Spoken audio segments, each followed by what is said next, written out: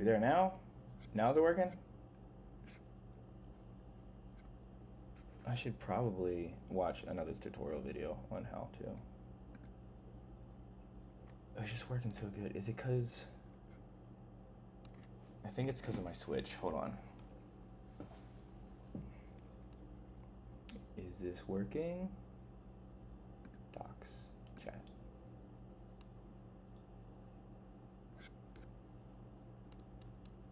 I don't know if this is a thing or not. Let me pull this side. Hello, everybody out there, if there's anyone out there. I don't know if I have this right or not. I could go to...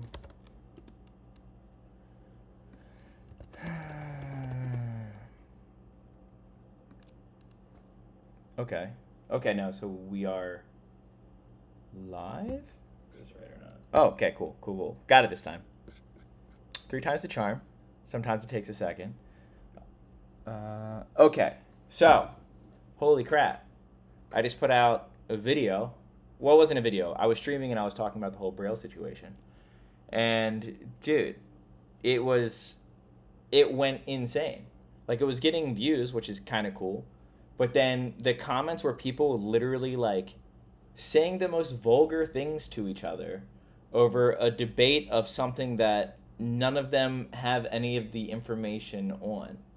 And it was so, like, I the first one I got was just like, oh, like, cult leader, blah, blah, blah, blah, blah, like, whatever. And I'm like, okay, that's, he used some choice words or whatever. And I'm like, yeah, like, people are going to be, you know, upset about the situation. But then it was like some stuff like attacking Nigel, saying some pretty hateful things. And maybe I was not aware of how explosive this subject is. So let me be very clear about what the conversation was supposed to be. I look at a situation where they are people who work for a company and they feel that they were not treated well. And the information that I have about that company and the way that they're treated, it sort of adds up. I feel that they should have been compensated more. I'm assuming that, like, the people were leaving a lot of the comments didn't watch the video. Like, they probably, like, watched the first 5 seconds, they didn't watch any of it or whatever, because, like, paragraphs about the religion of Scientology and stuff like that, and I'm just like, yeah, dude, not cool. I don't think anyone should be taking money from anyone, and, like, once again, like, if this company's gonna do what he wants, but, like, yeah, not a good look. I'm not a fan of that. It was, like, just pure hatred. It was so...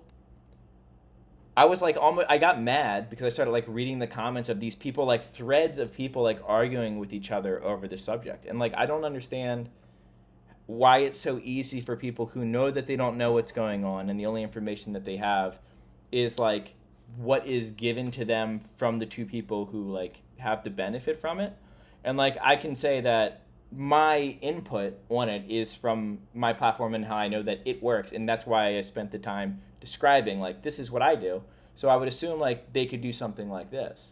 And then people, it was weird to get people saying that I was defending the Braille employees, and then also people being like, no, he was actually defending Braille itself. And I'm like, I feel like I was extremely clear in the video, so it just means that you didn't watch it. Like, dude, people don't have jobs now, and this huge conglomerate that is Braille is, like, super in the toilet. I mean, partially because of it, but dude, it's like, it's such a shit show. I don't understand why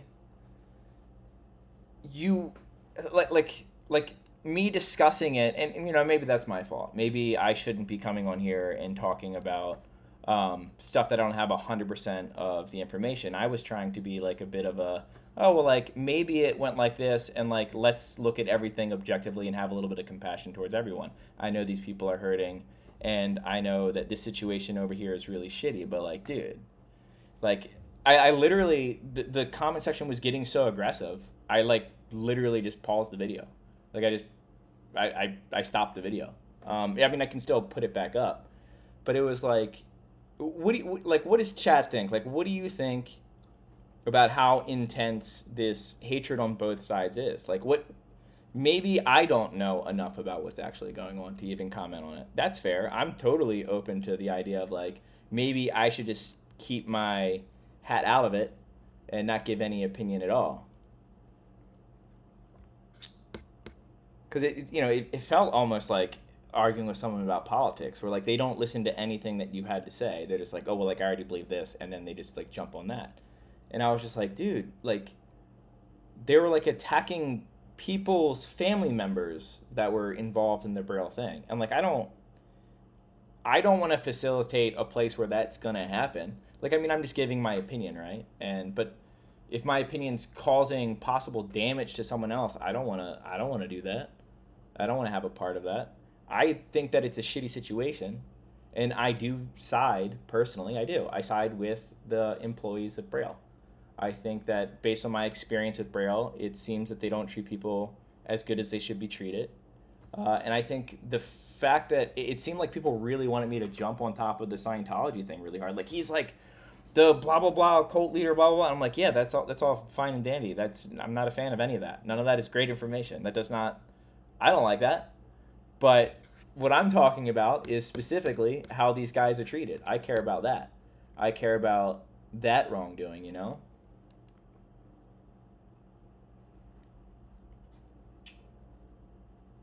Yeah, anything Scientology gets weird. No, you're wrong. I mean, anything religious gets weird or anything political gets weird. I was just looking at the comments on Gifted Haters Tim Pool video because we were just joking about Tim Pool when Dale was just over here on the stream.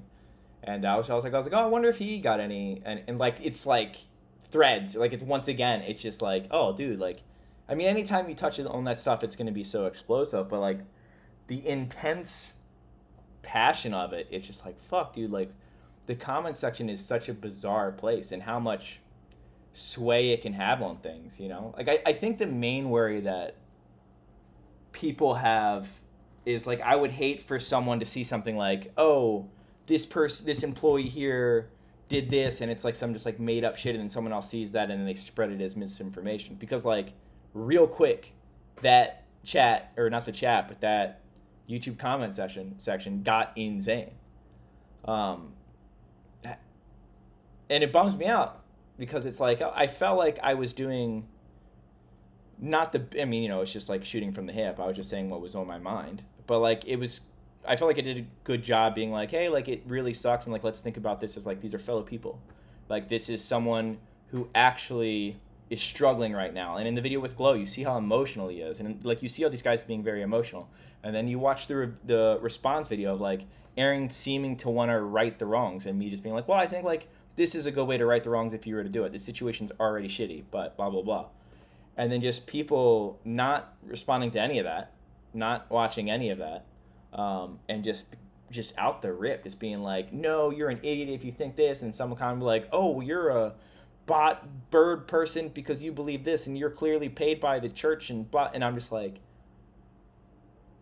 no, like these are people. The Braille is a skateboarding thing that someone who is a Scientologist, before he was a Scientologist, I'm sure, started, and then now there's an employees, and their lives and their well-being actually matters. It's crazy, and maybe that's what it really is. Maybe it's that their lives and well-being is directly linked to the social media thing, and I guess you get what you pay for.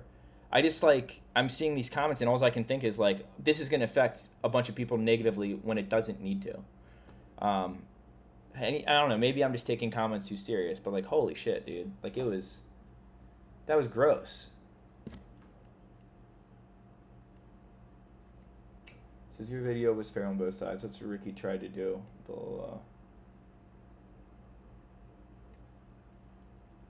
Should have just learned this. Hey, what's up in Unlocking Paradox? I mean, I'm good. It's late. I'm surprised anyone's even on here. Man, it's just wild that these people gave years of their lives to boost this dude's dreams, and like, yeah, that's where my big thing is too. I mean, I was giving examples in the video of like jobs that I've had where it's like, even when I wasn't good at my job, it felt like I was treated a little bit better than it seems like these guys are being treated. And I'm taking all of their stories from what they have to say. It's, face value, but I mean, all their stories seem to line up. So it's just, dude, It was rough. That was like a rough little, like, why is everyone freaking out? Like everyone's talking about, like there was a immediate religious discussion about Christianity versus Scientology in the. I was like, why is this a thing?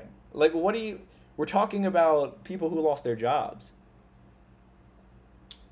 Um. Oh, dude, what up, Cobra? I feel like I want to give you, dude. No more money, no more money, Cobra. This is just me trying to. I'm just trying to vent and trying to figure out, because I like streaming, man. I do. I like.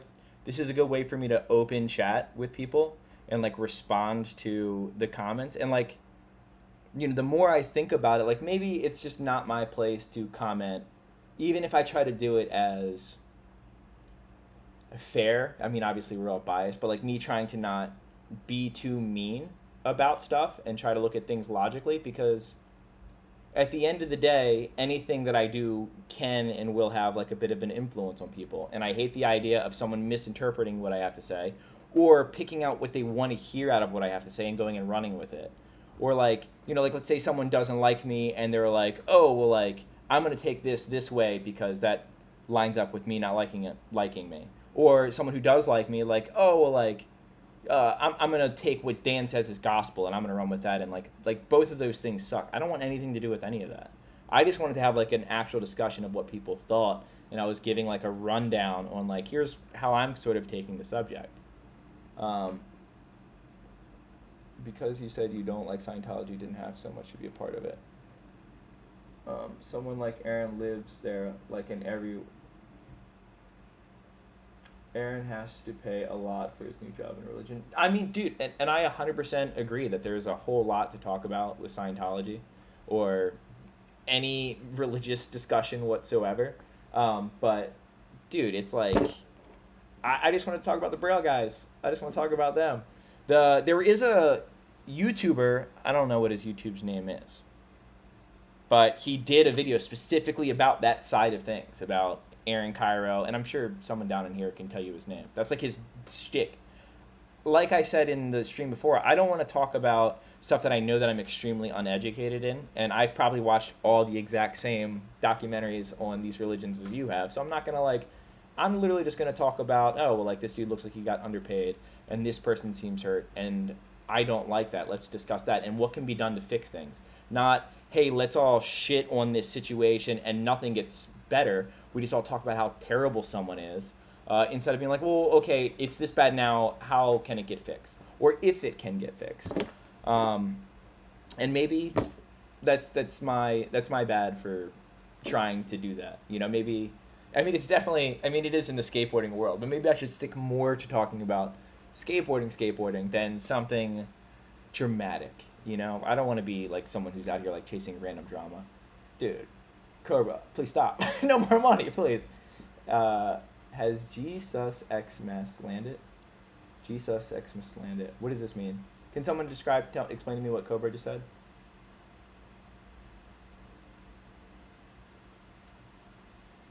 Arian is securing his spot on the spaceship. Okay, but hear me out. What if, like, at the end of it all, Scientology is real and we just all see Aaron Cairo just appearing on the spaceship?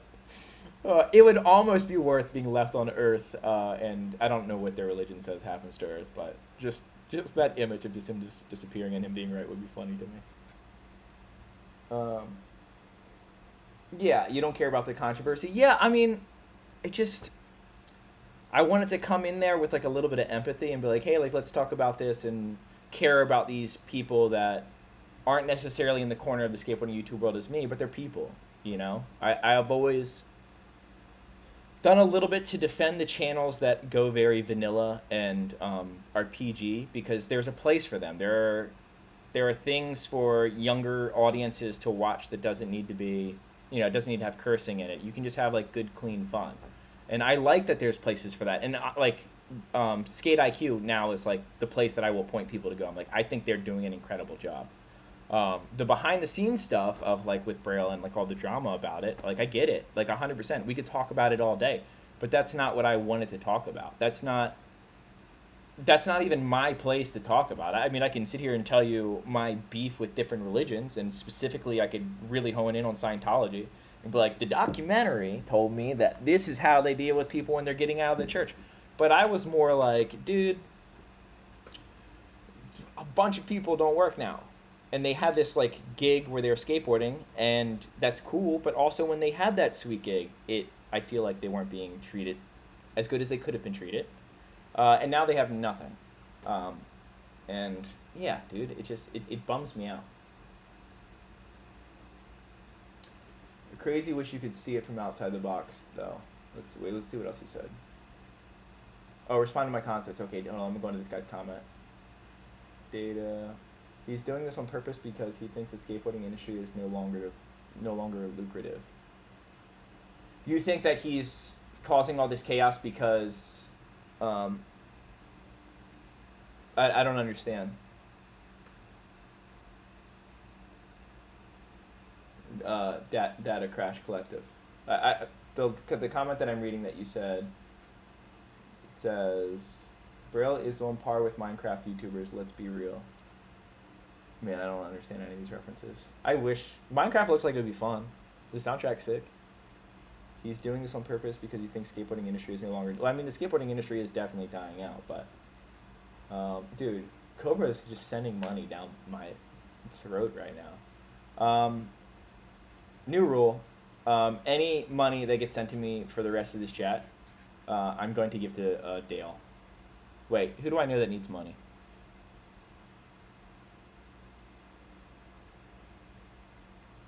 Any money that gets sent to me for the rest of this chat is going to go towards Victor for a bonus for filming my YouTube videos. I know Aaron and all the Braille guys. I think it's fair to say that Aaron is a bad businessman. He didn't compensate. That caused most of them to leave. Hat matches stash. Is it the same color as my blonde stash? Why is Bad Wolf saying bev up? It's always a good thing to say bev up, but what was it? Wait, it says, I think Aaron Carter still doesn't know how to socialize, even though they helped him. Oh, because isn't that what he said he went there for? Was like to be more. Oh, are you saying like bev up for money? Dude, my boy Victor, best dude ever. His car's a little messed up right now, so that's what I want to work on. Let's get my boy's car getting good. Well, what about business school? That is another option of where someone could go. But yeah, I'm not here to bash on any of these guys. I don't want to like take a bunch of shots at Aaron Cairo or fucking anything. I just want it to be like, hey, I think this situation's not great, and here's how it seems to me, and here's how I wish it went, and here's what I think could be done to fix it. But at the same time, I'm just being nice. Dude, let's go straight to Victor. No, all of this is going. Dude, Victor's the best. Yeah, Thick Vic. Other Vic, I mean, I don't like calling him Little Vic because he's taller than me. But he's been busy doing his own thing. He's got like a job. I think he's still working on the docks. And every time I see, I mean, I'm just gonna call him Little Vic for the sake of whatever. He's like 5 times better. But he got hurt. That's what it was. He hurt his foot, I think. But dude, I love that kid's trick selection. I mean, I love Big Thick Vic too. I love both Victors. But I just realized, yeah, it's been too long since I've seen Little Vic. I mean, I need to check in on him. Aaron tried to kiss Dan, but got intimidated by his overpowering masculinity. I am so not masculine, but thank you, Jason. Jason, what's your take on all of this? Because I'd like to get your perspective. If you're just tuning in, you watched my stream, right? Like, I was just saying what I thought, and then just, dude, the comments just went insane. Like, people were literally trying to, like, strangle each other via the comment section. I don't... I mean, it wasn't affecting the video negatively. Like, it was gaining more views, and it gained me 5 subscribers. But I don't... Like, I feel a little dirty. Like, it makes you feel a little I think everyone would cancel me for my take. Jason, text me your take, because I want to know. I want to know how you feel about it. People wouldn't like it. You would probably say something like, Braille should be turned into potatoes. Oh, you guys talking about the Pepsi in the background? Listen, I'm a Coca-Cola. I'm a Cherry Coke specifically. I'm a Coca-Cola guy normally, though. And they didn't have Coca-Cola in the 18 packs. and it was at a very expensive supermarket that shouldn't be that expensive. It's just Ralph's. It's not even an expensive supermarket. It's a normal supermarket, but the prices are way higher than they were before. So I got more bang for my buck. 'Cause I'm an idiot. Pepsi's okay. I don't hate Pepsi. I mean, it's like RC Cole's here and Pepsi's like here, and then Coke's here, in according to me. But yeah. Oh, are we talking about this? Ryan Orlando. Well, let's see where we're going.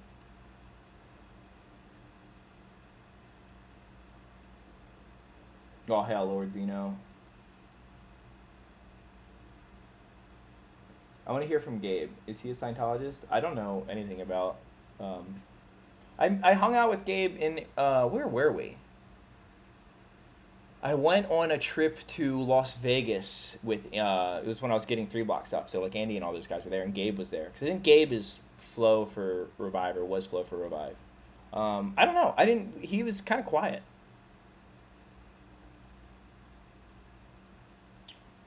Nobody does flamingos better. Stream more Zelda one day, dude. Yeah, that's what I should do, dude. I'm just gonna stream Zelda. I'm gonna stream stuff that people aren't gonna freak out over. And like, listen, there's a million places to go online where you can rage about whatever political or religious or human rights or any of those things. And the more I think about it, the more I think I was silly to think that I could talk about Braille as like a big shift is changing and people not be really intense about it. So maybe that's on me. I mean, I don't even have a problem with that kind of content. I just don't want to do that kind of content. I think Forrest don't go for Victor's car, dude. Morning view. Dude, Victor's getting paid.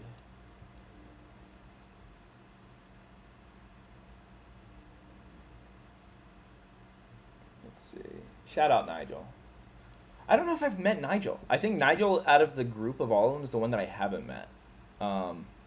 Dale's met Nigel. That's all I really know about Nigel. I know that Dale's met Nigel. I know that he does the dangly foot thing when he does his shove-its. And that might be all I know about him. He likes guns. I know that he likes guns. That is the extent of my Nigel knowledge, and then that he isn't a part of Braille anymore. I'm like a rustic Brad Pitt. Look at me. Oh, wait, hold on. Oh, wow, dude. Jason just sent me a book. Hold on.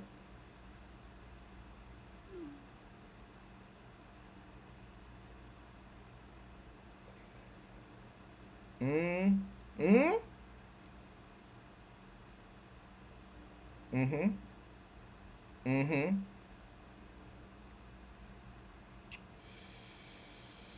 It's official. Jason Park is racist. No, he honestly, Jason, if you're watching this, we should have a conversation about this, because I almost completely on point agree with just about everything that you said. But there's one point in here that I'd like to discuss with you. Specifically about who you think should be allowed to vote. That's a little crazy. I'm just kidding.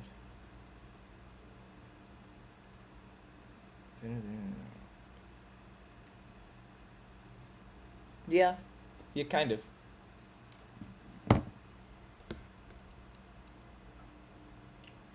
Skate Lutherville with, like, Bucky? That last text that you just sent me, Jason, yeah, 100%. That is the case for sure. But, you know. Dan says he's more of a Coke guy. Dude, uppers, No, thank you. More of a Pepsi guy. No, definitely not. Wait, do I think... I used to think that Wild Cherry was better than Cherry Coke, but definitely not. Yeah, I'm a sober guy. I don't even really drink. Not 100% though. I've had in the past 3 years 4 drinks, and 2 of them were this year. And I don't think I've been drunk in many years. I used to party. But you know, life happens. You see bad things that happen to people that you really care about, and you kind of are like, oh man, and then your life does and you're like, oh no, and then you ruin a bunch of relationships, and then then you are sober for many years. Ruby Red Squirt, do you see that? Because I do drink that. Ruby Red Squirt is fire. Cherry Vanilla Coke is also really good. Dr. Pepper Cherry Gang is... I love sugar, but like after like the fourth sip, it's a little too sweet. But that was also the first soda that I drank after like giving up soda for a minute, so maybe that's what it was.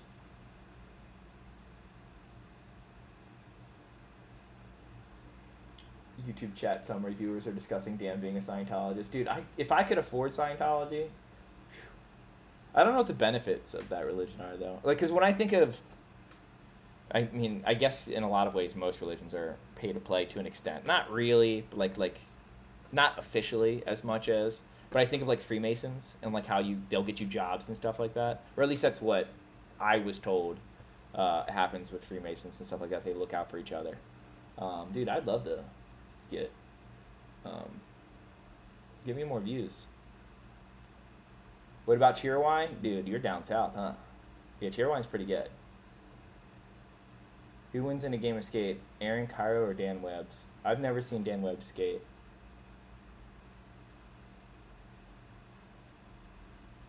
August is Falling.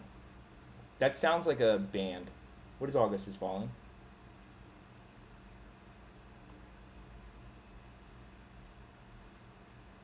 Strawberry cream Dr. Pepper, I've never had it.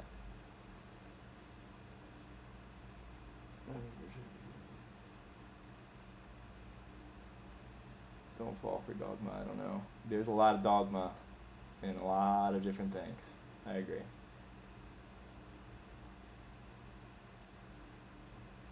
Goes flat in 5 minutes, you bum.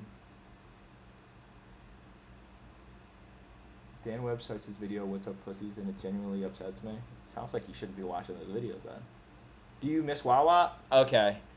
This is gonna cause some unsubs probably. I prefer Rudders. Like I like Rudders. Well, so I don't like Sheets that much because they don't. It's just such. But Rudders has really good quesadillas. That's really all it comes down to. I like Rudders quesadillas. Wawa has a better chocolate milk selection. Baja Blast Gang. See, Christopher Hyatt knows what's up, dude. He's not playing games. Or they meant a rusted Brad Pitt. Yeah, I like that more. Like just like a falling apart. Because what Brad Pitt's like 60 now, and like he still looks like younger and more attractive. Read me a bedtime story, Dan. What's a good bedtime story?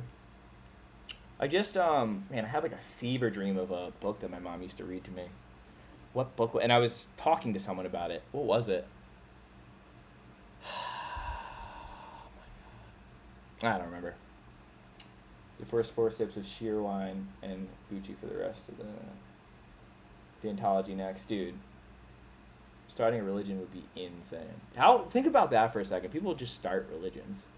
Like, people are just like, no, like, some of them are like, oh no, I'm God, which is real crazy. Yeah, what a ballsy thing to just do. Brad Pitt is buds with Steve Olsen. The glasses Steve Olsen? Or the OG Steve Olsen. I guess at this point in time, they're both OG. Chris, when you're bored coming out, stash. But yeah, long story short, I kind of said my piece. I don't like the idea of making videos that like piss people off that much on something that both sides don't necessarily have all the information. It's like, I think it was premature of me. I think I shouldn't have even dove into that world. And I know that I had an opinion on so many people making videos about Braille at first with all the drama going on. And that's why I was like, okay, well, like, I don't, like, am I going to make this video because I want views or because I feel like I have something to say? Like, I do want to say, like, an objective, like, hey, like, this really sucks for these people, so maybe let's take it serious. I know it's easy to look at people on your computer screen or on your cell phone and kind of remove their humanity, or look at a skateboarder that you don't like the way they dress or the tricks that they do and kind of remove that and be like, fuck this dude. But at the end of the day, that's a real person who's going to read you saying, fuck this dude, and there is certainly an argument for, well, that's what you signed up for. That is part of your job, is to deal with people saying you suck. But doesn't mean that we shouldn't maybe not be so mean to people for, I don't know, our own amusement, or to feel good about, what we're doing and our decisions we made. I don't know. Scientology was given immunity for paying taxes. I did not know that. Zeno is always watching. Oh yeah, Christopher Hyatt confirmed. Mathologist. But yeah, even here, like, look at how many comments we're getting just specifically wanting to talk about Scientology. I'm a minister of the Holy Church of Danny, actually, so you're right. It's true. What is Danny? What religion is that? What is that one religion? Oh my god. What's the religion that there's like 2 or 3 of the forefathers of the Constitution or whatever were? Like, it's Thomas Jefferson was like the one who, like, you could really say was a Christian, but where were the other ones? They were God, what were they? Someone's gonna have to say. I did not see Oppenheimer, but I should. I am going for a round of golf after this. I haven't played golf in forever.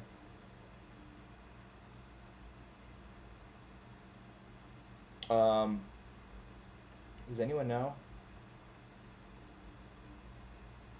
what I'm talking? They were secular as fuck. Yeah, but they had a belief system, and it was common at the time, and it took some stuff out of, like, common religions, but it wasn't deist. Thank you, command. Deist. They were deists. What happened to that religion? I wonder if people are still practicing. Let me see, actually.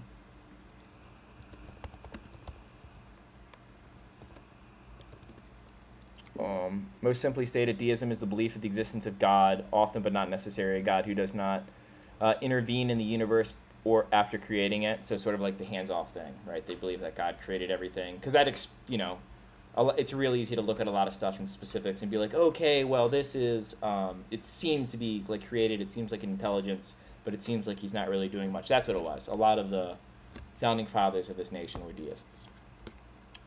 It almost sounds like it's like a slight step away. It's like on the right side of agnosticism, almost. Like, it's like agnostic. It's the stance that a lot of agnostics I know take, I should say, where they're like, yeah, no, I don't really know what to believe. I don't really believe either way, but like, a creator kind of makes sense because of like the fine-tuning of the universe and the cosmological constant and stuff like that. Deist. That makes sense, because atheist and yeah, that makes sense. Theism. Yeah. All interesting stuff. Like I said, I've been nerding out on religion a good bit lately. Yeah, see? You said it too. It sounds almost like agnosticism. Freemasons will provide you the religion they created, with the religion they created. Once again, I don't think I could afford to be... Yeah, there's Freemason stuff. Like, I've seen... I don't know if they're conspiracy videos. They could be true videos. I've seen videos about Freemasonry, though, and like the early founding of the United States, and like, that's why it's in the dollar. And oh my god, conspiracy theories are so fun. They're so fun. They're such a good time. But like, that's the thing. I could probably go back and forth with you guys about... We've probably seen a lot of the same stuff. But I don't know for fact, I can't say for sure that I know happiness is an inside job, but as far as other stuff, Diet Dr. Pepper is agnostic drink. That's probably true.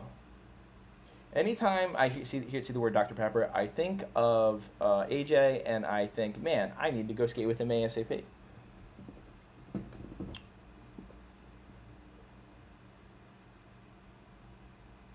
Oh no, I'm sorry, Ryan.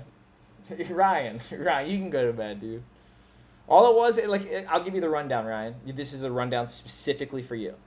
I say that I think that the employees should have been paid better, and that it was handled poorly, and I think that Braille should put a lot of effort into mending the situation, even though I think they were very wrong in the way that it was handled. I think that they should still try to mend it, and try to end on good terms any which way they can. And then I went on a rant about chess for a while.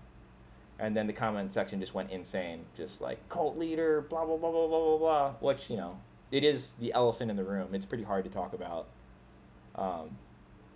Braille without someone talking about the Scientology.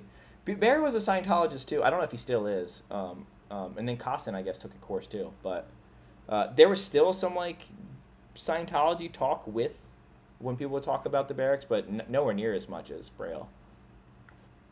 At this point, which one do you think is disliked more? But I guess definitely Scientology. Definitely Scientology. I guess Braille. I can see it now. Freudian slip. Birch beer. Oh, dude, you're not wrong. More John Bradford, please, dude. You're going to get more John Bradford from John Bradford because he's going hard on his YouTube channel now, he says. He's got some free time, and I don't know, John Bradford's a dad. He works a job, and he's better than everyone at skating. He's going to also try to start filming YouTube videos, so I'm gonna try to help him with that because he has the personality for it. I think he's a funny guy, and he's also like, I mean, imagine for the first time ever having a skateboarding YouTuber who is going to do like the actual classic kind of skateboarding YouTube stuff and be way better than everyone at skating.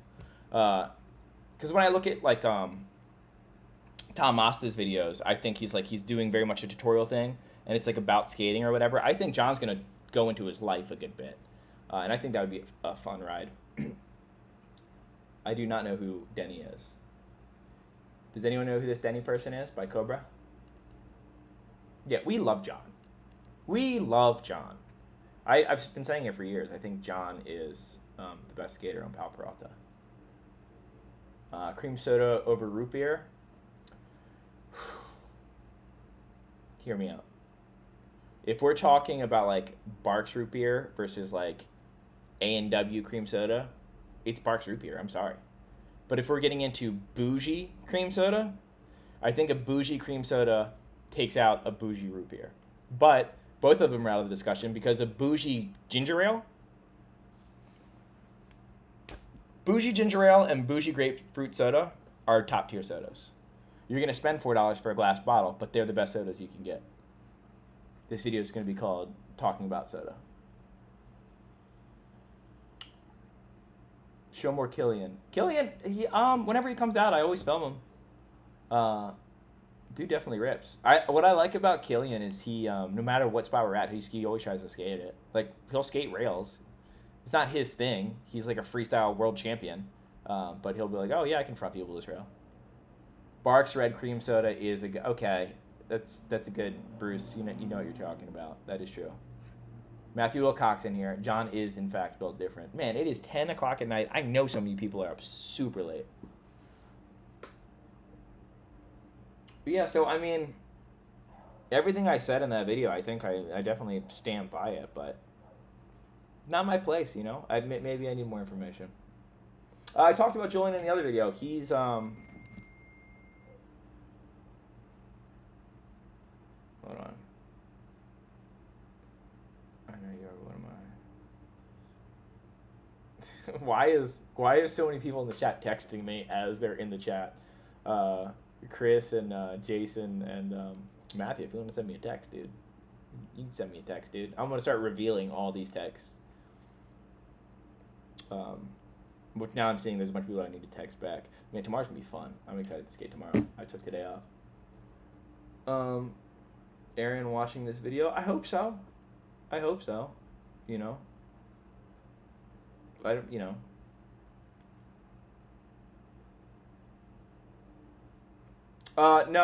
No, nothing claimed the video.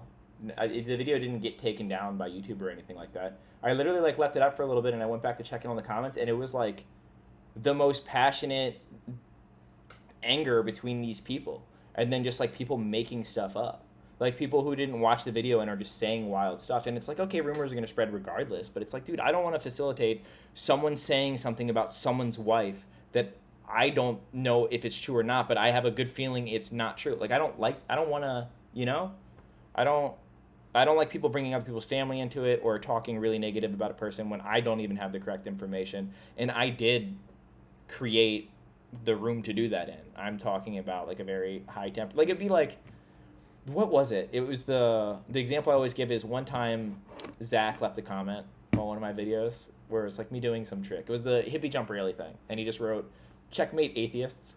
And then there was like 100 conversation thread of people debating religion, and it's like, ugh, like I don't want that.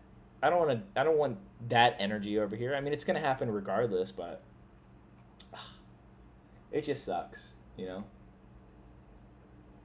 Now you know why all the political wingnut channels do what they do. I mean, dude, if you, it makes sense on why political people like stand so hard on everything on their side, because you'll just be dogpiled if you don't. Like when you watch, um, like I don't know where you guys get your news source from. I get my news source from basically all my friends saying a bunch of stuff. I do, and this is obviously biased. I do watch like Jon Stewart and stuff like that, or like I like comedic commentary on stuff.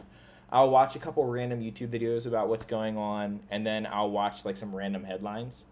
Um, but yeah, if you just venture a little bit outside of like everything that your side believes, you're just like, well, first of all, you get fired. Some of them just get fired from whatever channel they're on. And I'm just like, dude, what a crazy amount of obvious propaganda we have.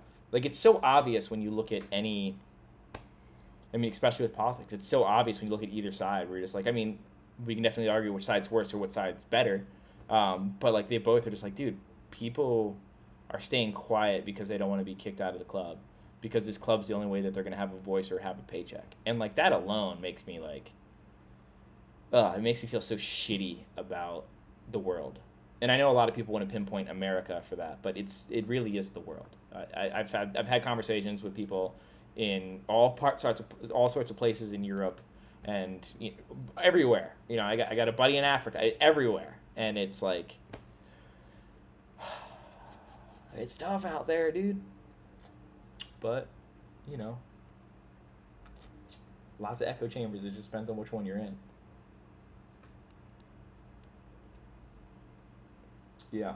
And you know, and the main thing that I feel when I look at people who have these like super, like I have friends who are very extreme in one way or the other. I have, like, my father is very extreme in one way. He's very much on one side. And I'll have a conversation with him and I'm like, how do you believe that when I'm giving you the sources that contradict what you believe? And then I think to myself, okay, well, he got his source from his news outlet, and I got my source from mine. How do I know that where I'm getting my information is right? Now, moralistically, I can kind of look at it and be like, like this seems like it's the right thing to do, and it's not shitty, but I'm sure that the other side feels the same way too. And I'm on both sides for certain things. I definitely, like I've said before, I definitely lean to one side. But, dude, it's like, it's hard to really hold down your stance when you can't even be sure where you're getting your information from. And that's why I sort of, some people might think it's cowardice, but that's why I sort of default to like, okay, like I don't want to hurt people. I don't want to profit off of ripping someone else down with like malicious intent. I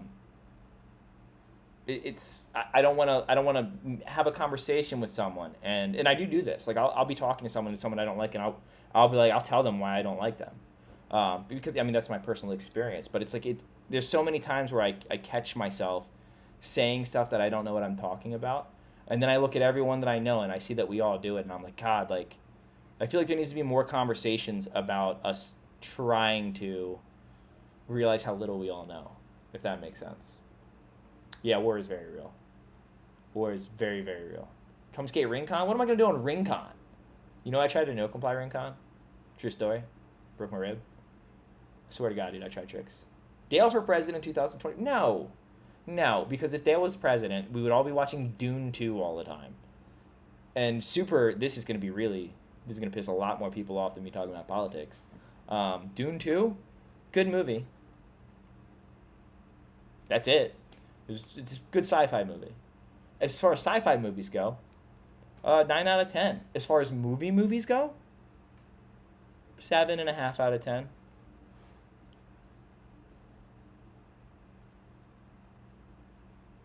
Hey Dan, would you consider skating Ukraine after the war? I would skate anywhere.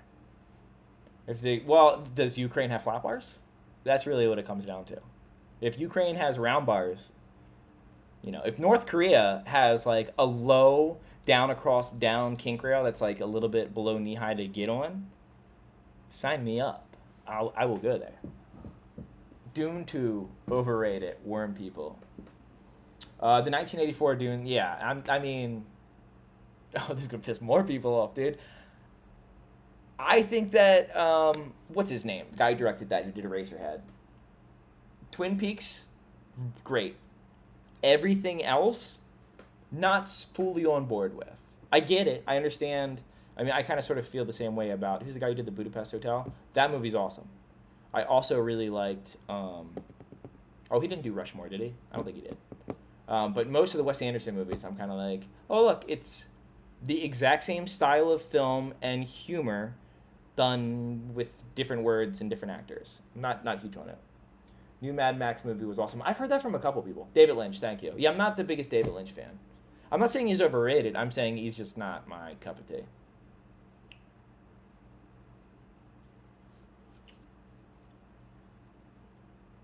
The UK is waiting for you to tour at skate park. I'd love to. Star Wars. I don't know. Someone. Oh, there we go. Between Star Wars or Dune, which is better, do you think? I mean, okay. Like, Star Wars wasn't my generation. Dune 2 was a really fun watch. I like the Star Wars prequels, though. So maybe, because that's my generation of them. I think, which one is it? What's the last two Star Wars prequels? I love those movies. I thought they were great. And also, Natalie Portman is like forever my crush. So that definitely adds to it. Okay, so he's a freestyle pro from Baltimore, this Denny guy, skate shop owner called Island Streams. They built the OG skate park back in Lutherville, Maryland. Was pros like Mike Vallely shredded and Bucky cut their teeth. Freestyler pro out of Maryland. Wow. I didn't know that Maryland had a freestyler pro. When I think of Maryland, I'm thinking Rodney Jones, Miles Willard, Bucky Lassick. Who's some other big names that came out of Baltimore? I mean, not Baltimore, but Maryland. I claim Bobby Worst. I think he might be on the Virginia side of DC, but I don't know. I claim Bobby Worst. Who else do we got? Oh my God, it's gonna be so annoying that I have to keep relying on chat to name these people for me. He was pro for Five Borough, really good style. Rode for Asylum Skate Shop. Jimmy McDonald. Jimmy McDonald was really sick. Zach Lyons was really sick. Yeah, the Obi-Wan and Anakin final fight is the best. My favorite fight out of every Star Wars fight, though, I don't know. The Yoda, I mean, it's so CGI, but the Yoda versus fucking Palpatine was pretty tight.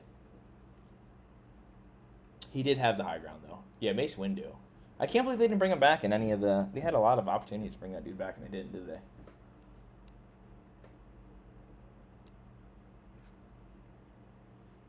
Anyone watch the Bunt Jam? No, I didn't watch it. I saw the highlight clips, though, and I hate it when I see the highlight clips before I watch the whole video. It looks sick, though. I think the Bunt does really cool stuff.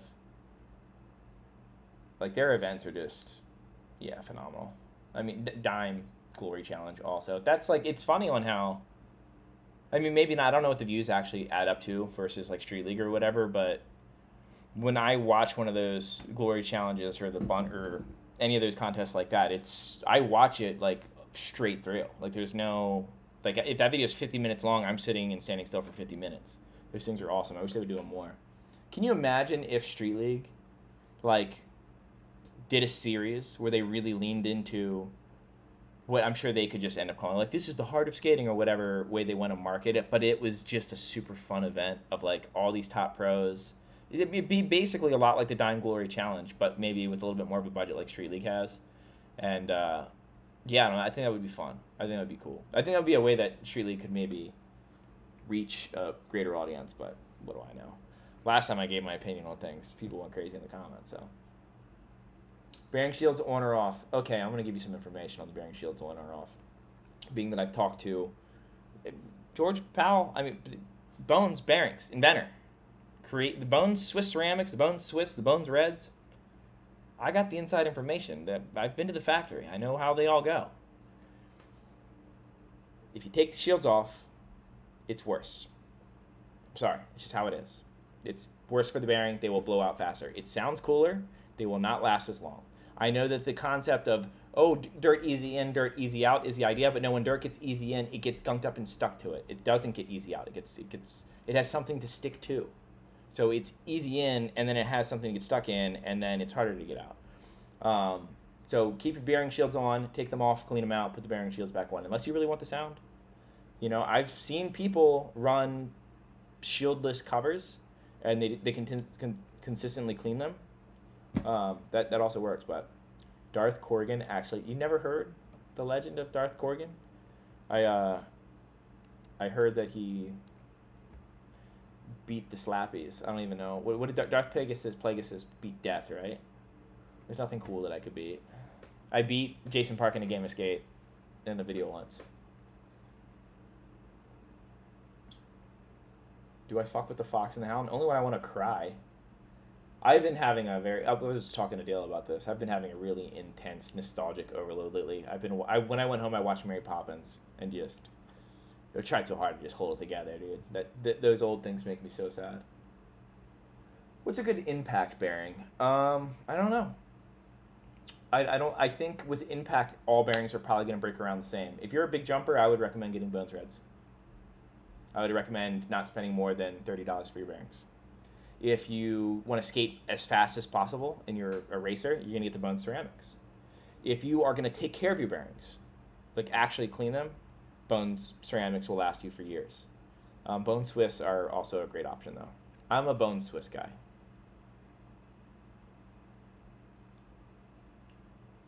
I beat the 360 hard flip. God, yeah, we didn't do a 360 hard flip. What is he? If you want the same effect without watching the Fox and the Hound, you can just play me and skate. Dude, I think our games of skate are fun. Okay, here's the best part about Jason and me's games of skate. They're almost tongue-to-cheek the whole time.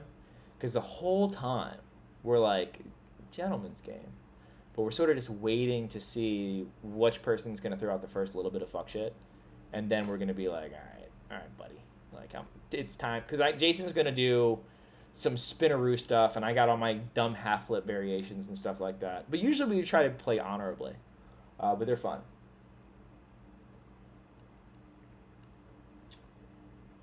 No one's chiming in on what you're saying, Cobra?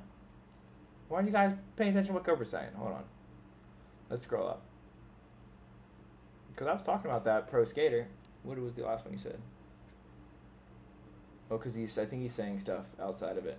I'm playing Star Wars: The Old Republic right now. Dude, to everyone who's like saying stuff and I'm not responding to it, like I'm missing Matthew Wilcox, who's like one of my favorite skaters in the world. I'm trying really hard to respond to everyone, but it's tough. Inside Out 1 made me cry. Is Inside Out 2 any good? I kind of want to go see it.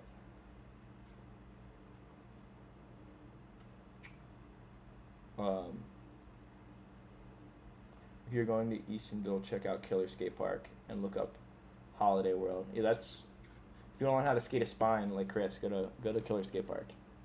MTV, thanks for the money, Deirdrick Enterprise. Dude, why are we talking about Rob Deirdrick, dude? I'm missing out on a bunch. Can we talk smack about Hyatt since he's here? Yes, of course we can. He's such a sick skater. Okay, you're already blowing it. That's not how you talk smack about Christopher Hyatt, dude.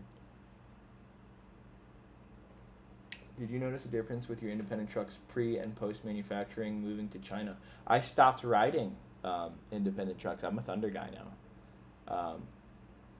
Yeah, with the Thunder, it doesn't turn as sharp, it doesn't turn as quick, and it's not quite as responsive, but it's responsive enough to get done what you need to get done. And they're just more stable. They don't get squirrely on you. I also think that the way that they sit for specifically crooked grinds is a more stable pinch. But that's specifically for my setup. So I ride an 875 with an 875 trucks with an 85 board. So specifically for what I ride, it's very good. And there's times where I'm like, man, I wish I had independence for this particular thing. But in the grand spectrum of all things skateboarding, Thunder is a better truck for me. If you're looking to stay alive, shout out Cobra. But yeah, if you're looking for something a little bit more responsive, Indy. And if you want really like crazy responsive, like something that's almost too like you're gonna turn the second you slightly lean, you get Ace. Ace is a sharper turn. Thunders are just easier to manage, and they do get loose enough. You can turn. They're just not insane. I like the mag lights. The Bev Up Grind Anything truck was fun. Dude, I have a brand new set in the car. Never been skated. Size 9. 9-inch trucks that I still need to use. But I've been saving them specifically for a spot that you would have them to actually land it. I should skate them just for fun, though. Those were fun sessions. Physical therapy on the ankle has progressed me to where I can hop, if not jump yet. More stability work to go. Looking forward to getting back on the board at 40 after 2 surgeries. Man, after 40 and 2 surgeries. Yeah, I'm about to be 37, and the healing process is just so shitty after 35. It's just dial up. You just crawl into healing. I miss hookups. They were one of my first decks. They're still around. That Bubba Toad guy, he always skates this. I'm going to do my first drop in. And then he like drops in on a curb. And I really liked his rail review thing where he sounds like that. Dude, review. Where's Bev Up? Oh, where is Bev Up? I should text Bev Up. What time is it? It's only 10:30. I'm going to text Bev Up right now. Bev. Of course. Do I have it? Yeah, I have it as Bev Up. Let's skate soon. Yeah, he was in Germany for a minute. Here's something I've always wondered about bearing spacers. They seem like a great idea, but feel like the shield still gets smushed aside from that. I always just run NMBs until they die. I don't know. I don't know about the bearing spacers. Bev Up says he's back. When you wanna skate? Thursday? You might be seeing Bev Up session happening live before your eyes.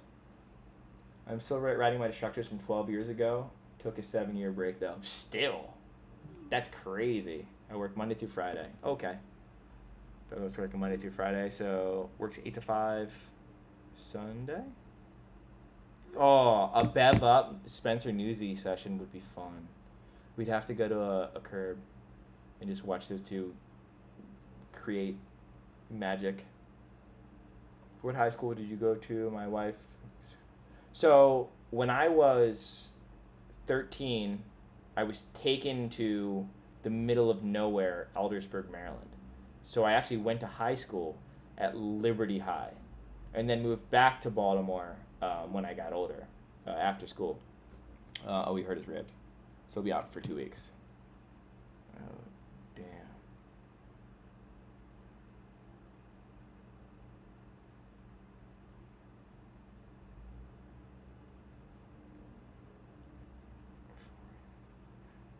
So it turns out Bev Up's hurt right now. But he says he'll be good in 2 weeks. Messed his ribs up. Not a fan. I don't like it. Dude, I get hurt a lot, so does Bev Up. That's probably why I really like him. I can relate to being hurt all the time. I have a unique color palette for clothing choices.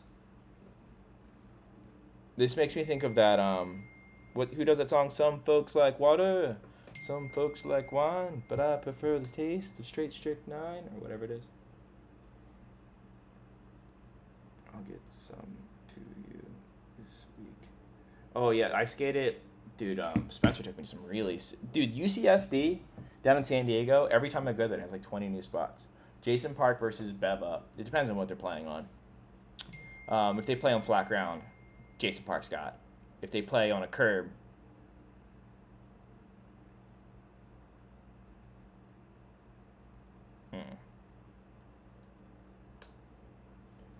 Is Bev Up like FaZe Clan? What does that mean? Met Bev Up at the FP premiere. He's just as rad as he comes across in videos. He is such a sweet boy. Bev Up is actually like as like fun and goofy as he seems. I think all the people that I skate with, they are themselves. I can definitely say there's some people out there in the sphere that I work in that they put on a bit of a whatever, but yeah, all the people that I skate with, that's just exactly who they are. Do I know any good bands from Baltimore? Dude, I know good bands from Baltimore, Chris. Well, you could argue that Animal Collective's from Baltimore. Future Islands moved to Baltimore. Dope Bodies, OG Baltimore stuff. What I mean, everyone loves Turnstile, which is kind of out of Baltimore. That's like one of the biggest things going on right now. Another Danny Torres and Bev Up did. The last video you did with her was my favorite video of her skating. Yeah, dude, Danny's so gnarly. Honestly, I it's always scary to film Danny because she does not give a shit. She is just pure send. Yeah, it's always good energy, especially like having Danny plus someone else who has that high energy and just go for it. Like Bev Up's a great example. It's a fun session to film. It's when I do videos like that, because usually when I skate with Bev Up, I end up skating a bunch in the video too. But like when it's like Bev Up plus like Andy or Bev Up plus like did it with Spencer or skaters that I'm big fans of, like I'm probably not skating. I'm just gonna wanna watch. I'm gonna be in the audience live, basically. Definitely a huge fan of all that nonsense. Would you want to see the Throwout Battle Clue create their own channel, pick up where they left off?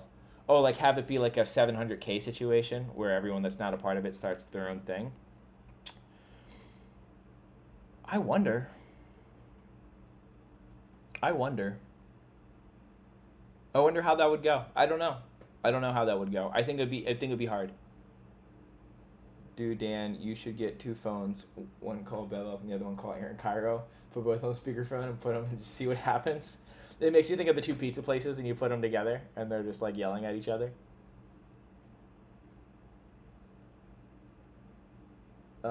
Once again, so Mr.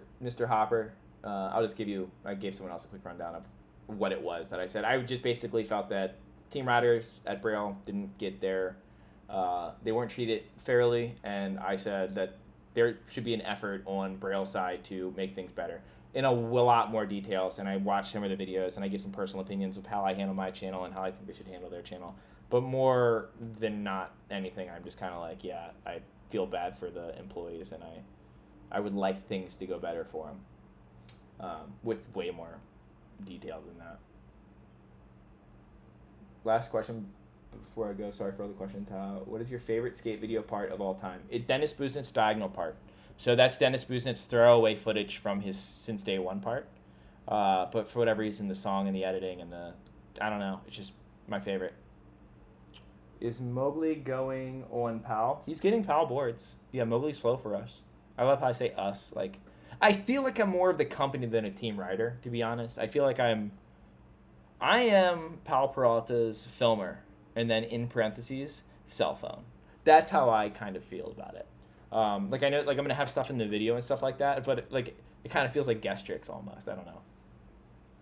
But yeah, I do feel a little bit more like I'm with Pal Peralta, not ride for Pal Peralta. Don't say hocus pocus. Why not? 49 equals kickflip. Yes. You got kickflips, Cobra?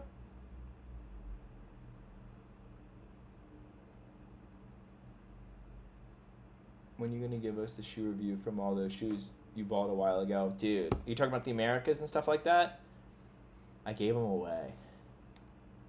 When I had the homies come stay with me from New Jersey and stuff like that, like they just, some of them I gave a pair to them, and then I was at a skate park and this dude's foot was hanging out of his shoe, and so I gave him the the S shoe that I had. And so all that I have left now is, what do I have over there? I mean, I have Jocelyn's, which I'm gonna skate, and then I still have a pair of the Andy Andersons, which I need to skate and get a feel for. But and I have a pair of Globes that I wanted to skate. I was skating with Sammy the other day, and the shoes that he was skating looked sick. So whether they're going to be reviews or not, I don't know, but I do want to try them out. And if their shoes are good, might not be a video like this is about Globe shoes, but if I like something, I'm going to say it. And if I don't like something, I'll be like, not my favorite. Jamie Thomas, Welcome to Hell was my favorite growing up. That's a good choice. Much love from Glen Burnie. Dude, you're insane. When I was just home, like 3 weeks ago, I went to Glen Burnie High School and I parked where the 3 stairs and the 4 stairs, and I just walked around the whole campus. They got like some fences on some stuff now too. You can't even get into the middle. That was annoying. But yeah, I used to live in Glen Burnie. I lived in Americana Circle for a little bit. I am your Chinese fans. Love your skate videos. Your board control is insane. Thank you so much. I appreciate it. I just been on a skateboard for a very, very, very long time. The dirty burn. What does that mean? What are you referring to? You had like Etnies too. Yeah, I still have Etnies, but it's just the Jocelyn's and then the Andersons. I still have those. I'm gonna skate both of those. I got a Globe deck and I was not in love. Yeah, it's a Globe deck. Yeah, that was it cheaper though? I hope the Globe deck was like a cheaper price, because I know the Globe was like doing skateboards, but I think they were price point things. You know, they got shoes. Dan's favorite video part of all time is Beatrice in Keepsake. Which part is that? I don't think I've ever seen a Beatrice part. I've heard a lot about Beatrice. People like talking about her doing 50-50 front shoves. That's the extent of what I know about her. Oh, no, I saw her do... That's not true.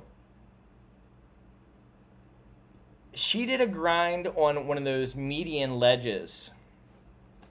It was a curve one. I don't remember what it was, but I remember it was sick. She did something that I really liked. So I have two things that I know about her. I know that she does 50-50 front shoves and people make fun of her for it. And I know that she did a trick on a ledge that I liked, but I don't remember what it was. She rides for... Supreme? I don't know what she rides for. She rides for something. I don't know anything else about her. She seems nice. Dan Corrigan plus Ben DeGrosse videos are the best. Dude, I love Ben. Remember when he stayed with us? That was great. Having Ben be our... Did I knock that out? Is it still working? Did I fuck that up? Did I disappear? I don't think so. Having Ben be our little roommate for a minute was awesome.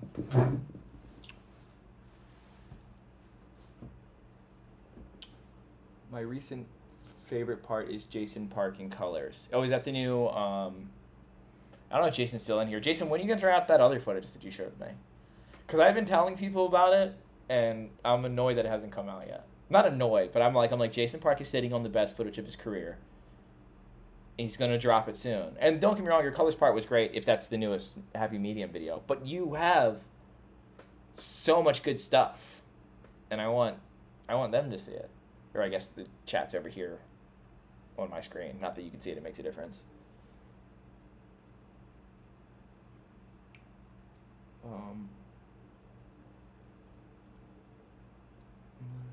I'm literally in love with Jason. I mean, Jason Park's worth loving, dude.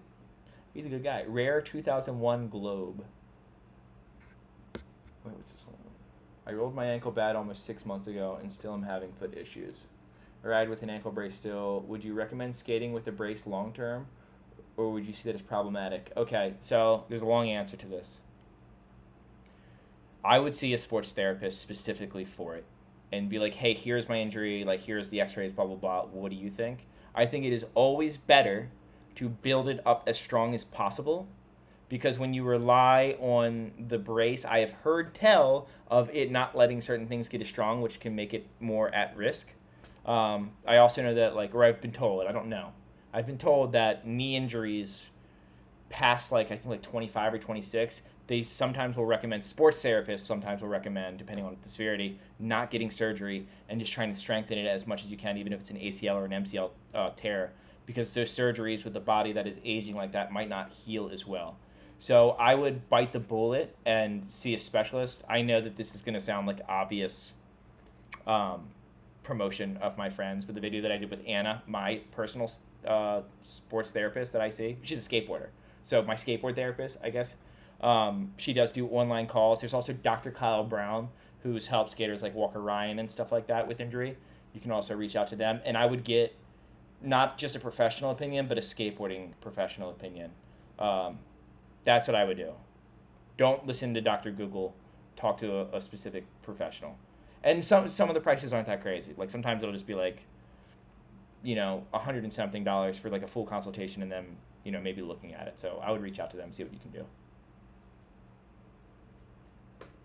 Dan Corrigan and Jason Park, hi guys, I love what you both are doing. You both have kept me inspired to skate.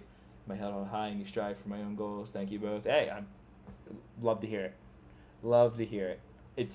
It's funny on how no matter which side of this you're on, you're like we're all in the same boat. Like we're all still trying to like learn new tricks and get better at skating. I just had not a long conversation, but I was just on the phone with the Bill because I was skating a mini ramp with everyone, and I was having a very rough time, and I got very mad.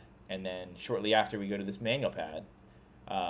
After I'm filming everyone all day, and I'm just like, oh, we're finally at a spot that I feel like I could do something on, and my phone's on 5% or 3% or whatever it was, and I was like, I want to like get a trick, and I have no time to warm up, but I'm gonna start trying this trick, and I was like raging, throwing my board, and just being such a huge baby, and a lot of it has to do with I used to be able to warm up fast and just get right into it, and now it takes more than 5% of a phone battery for me to warm up.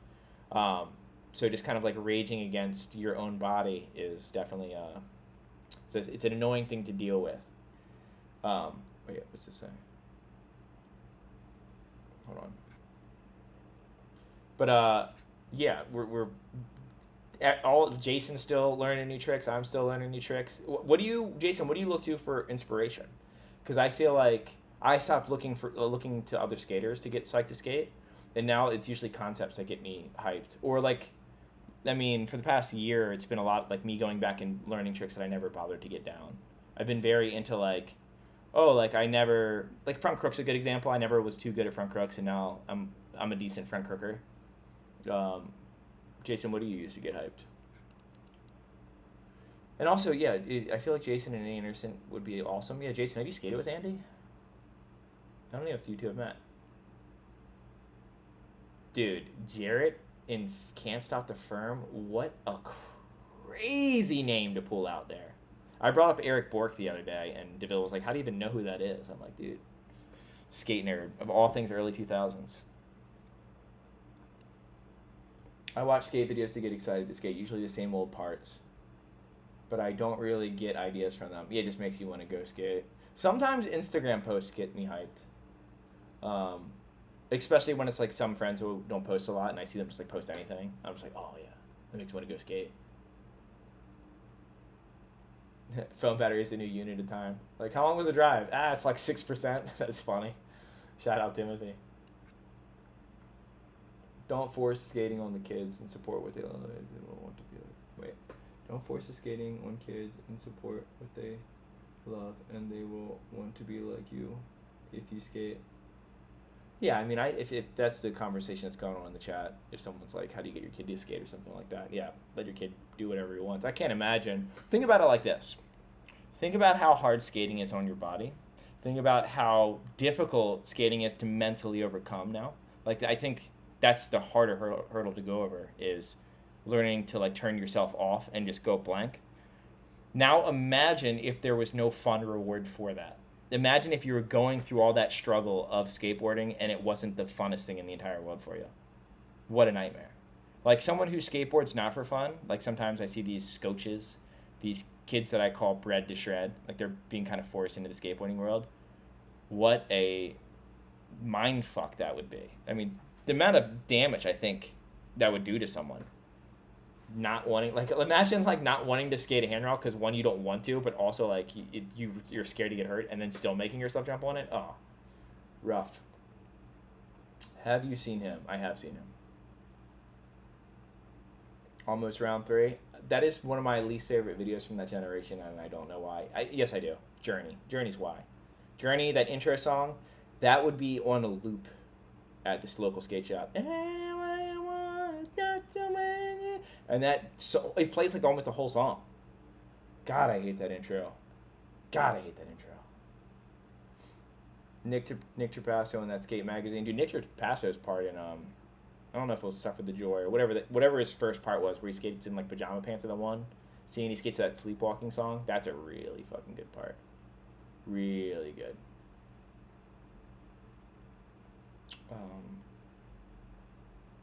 Can't imagine what it feels like knowing that we watch your content for motivation. That's kind of motivation, though. That is an actual. Probably should have mentioned that. I do think sometimes, oh man, people get like watch this stuff to get psyched to go skate. I try to keep that in mind when I make the videos. Like when I'm skating, like, okay, we've sessioned this a good bit. It's getting a little stale. Let's go somewhere else to get people hyped. Here's something that is kind of interesting, and maybe you can. Here's my theory on it. So I've made videos with no dialogue at all, no talking, just straight raw skateboarding. And the watch time does really terrible, so the people will say the algorithm punishes it, but really it makes sense. If not, people aren't watching most of the video, then why would YouTube recommend it? But I wonder if it's because when you're watching just raw skating, it makes you want to go skate. Like, usually when I would watch, like, Sorry growing up, I would make it, like, halfway through Mark Appleyard's part, and then I'd out the door and go skate. So I think having, like, the skating and then having a little bit of a dialogue and then having more skating, a little bit of explanation, I think not only keeps the viewer a little bit more engaged, but I think that also, like, helps the video do well, which is kind of crazy. It makes me sometimes feel guilty, like, wait, am I, like, diluting the quality of this video? But then I'll get a bunch of comments on that video like, hey, Dan, why aren't you in this video? Why aren't you talking? So there is a percentage of the people that do watch it for the banter with my friends and stuff like that. But just something that I noticed, and I wondered if you guys have ever, like, watched one of my videos where there's no talking and that's why you didn't finish it because you went skating, or if you were, like, waiting for some sort of dialogue to happen, or if you prefer to see, I don't know, Matthew randomly pick up an orange and say it's an orange and then just disappear into the woods, because I like that stuff. I'm going to have, it's 10:51, and I'm going to crack open a Pepsi. You can judge me if you want. I'm all wrapped up in these wires.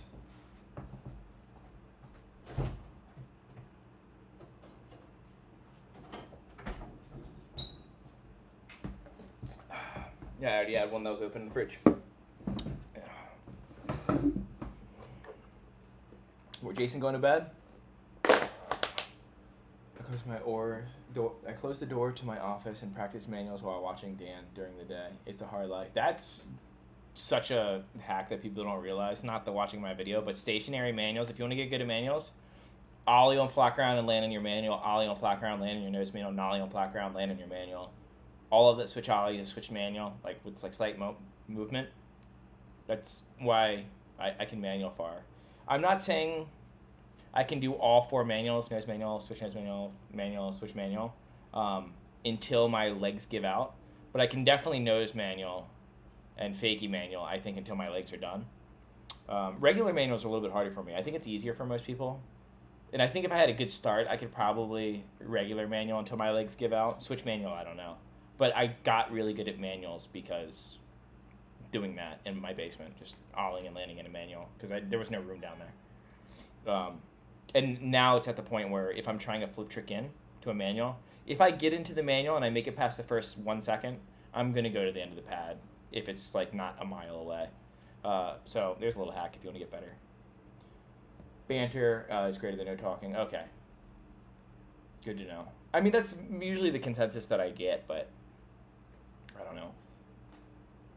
It's a weird thing to try to balance what you think will do well with what the audience wants. And I'm a firm believer in, if the audience is getting exactly what they want, then I think the algorithm will eventually see that. There's been a couple types of videos. Like, initially, my channel had, it was very, I had a concept that I wanted to do, and a clickable concept, and I would do that, and it would do well, but the viewer retention was always around like 45% and stuff like that. And then when I started doing what I do now, which is it's just me skating with my friends, and I do give it a title and a thumbnail that is a bit embellishing for sure, but it's not like we did this thing blah blah blah. It's usually like skaters crazy or something like that. It's a little bit more on the vague side, and then the skating and the day is kind of laid out more authentic. The viewer retention went way up. And then I had a drop in views for a few months, and then I didn't change what I did. I'm just like, I think it's going to find its audience, and then slowly it started, kind of ramping back up again. And now we're in summer, which is the worst month for views, but this has also been pretty fine. Dan Corrigan, is Feeble your favorite grind? And it's not. My favorite, to do, if we're saying grinds and slides, to do is backtails, and I suck at them, but they feel really, really good. On a flat bar, it's definitely 50-50. I really like a long 50-50.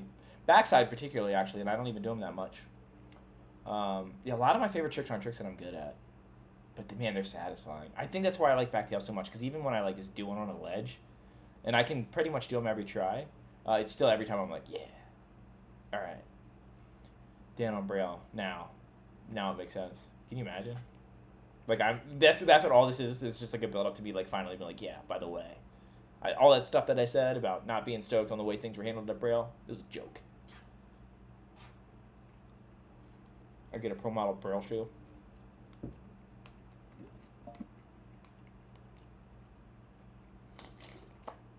Slappy Crook is the best grind. I do like Slappy Crooks because of how low effort they are and how it is a cool feeling low effort grind.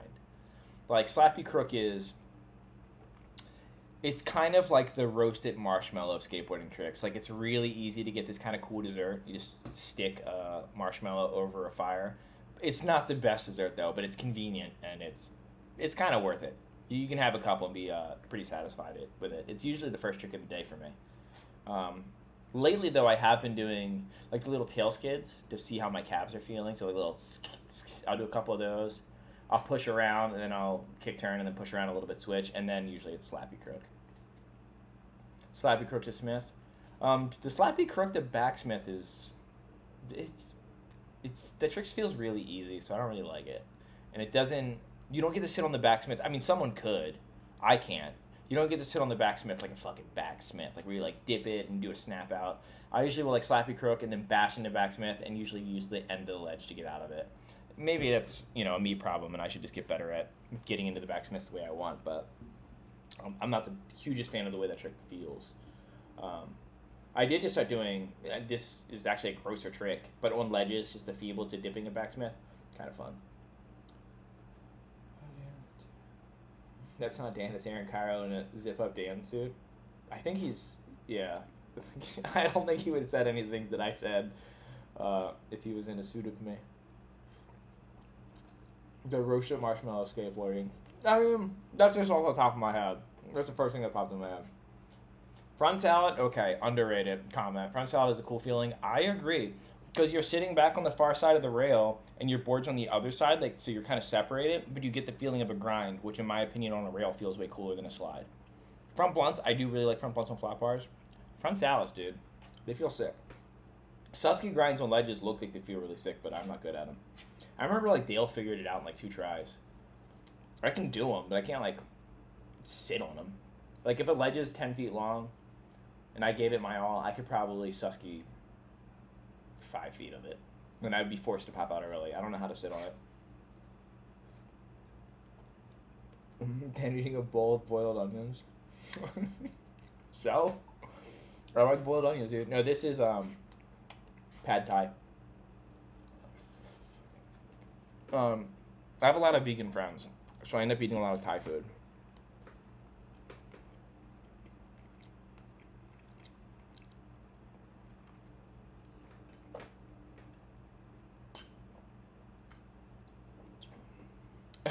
Joey says, Braille team low-key is hard. Without Aaron, it's basically FA. Can you imagine if like they do start their own thing and their first like line of graphics is like how it shows like the FA guy did the fucking awesome did board graphics where it was like them younger, like if it was like a younger Glow or then like a younger Nigel, like with the all black background just like FA. I remember Friendship Skateboards did a board graphic where it said in the same font as FA fucking awesome, it said farting is awesome. And evidently, they did not think that was funny, and they were upset about it. But I thought it was pretty funny. Pepsi Dungeon tier? Why? Dude, it's not. It's not. We just had a whole 20-minute conversation about good sodas, and I'm right there. Coca-Cola is way better than Pepsi. But if you have a Pepsi, it's not RC Cola. And you know what? I've drank in my share of RC Colas. I've been very broke in the past and drank generic. What you know about Dr. Thunder? What do you know about, what was that drink called? Not Mountain Rain. It was called, maybe it was Mountain Rain. And Dr. Bob? Dude. You guys are, you soda snobs, dude. You don't know how hard it's been in my life, dude. I'm so lucky to be able to drink Pepsi these days. Greetings from Seattle. I watch your videos with my 13-year-old. He loves your work as I do. Keep it up, man. Hey, thanks, Dave. I appreciate it. Yeah, I'm going to try to keep doing it. I think this is Yeah, I think I'm gonna make it a year this time without missing a video. I think I pushed it through all the holidays. Dr. K is fire. Gore, you know what's up. Is that what it was called, Dr. K? That's the Safeway value brand, no?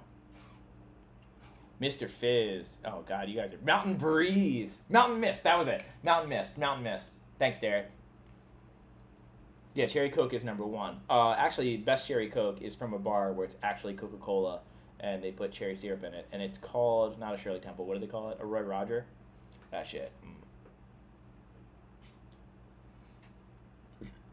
See, this is why I like doing the live videos like this. I don't need to tackle some stupid subject. I just want to chat with you guys.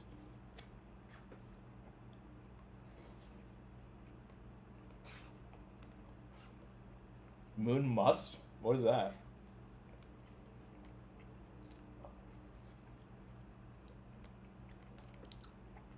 Dr. Pibb, yeah. Mountain Lion? I drank Mountain Lion? That's made up. There's no way they had a soda called Mountain Lion. What is that? That sounds crazy. Is that like a generic Mountain Dew?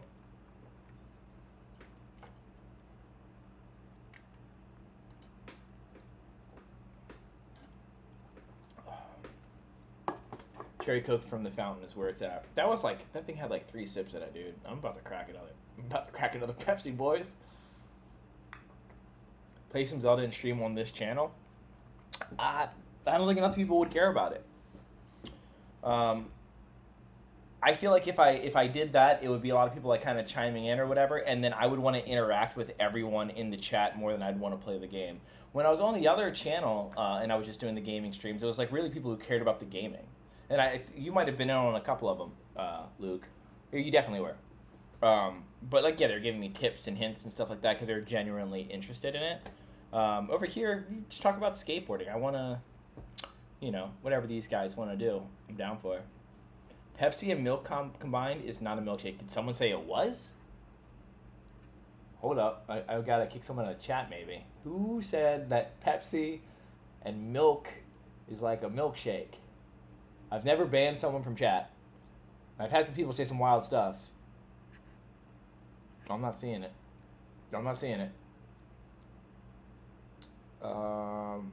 Pepsi Splurge. Dude, was that what it was? No, Surge. Surge was, dude. And then they had the little comeback. There was an arcade that still sold Surge. Have I ever met Jamie Thomas? Okay. You tell me. Is this a good Jamie Thomas impression? Because I think I look like Jamie Thomas when I do this. Ready? Do I look like Jamie Thomas? Just like picture like me Smith grinding. Like here I'm bald Jamie Thomas. Here you go. A little bit?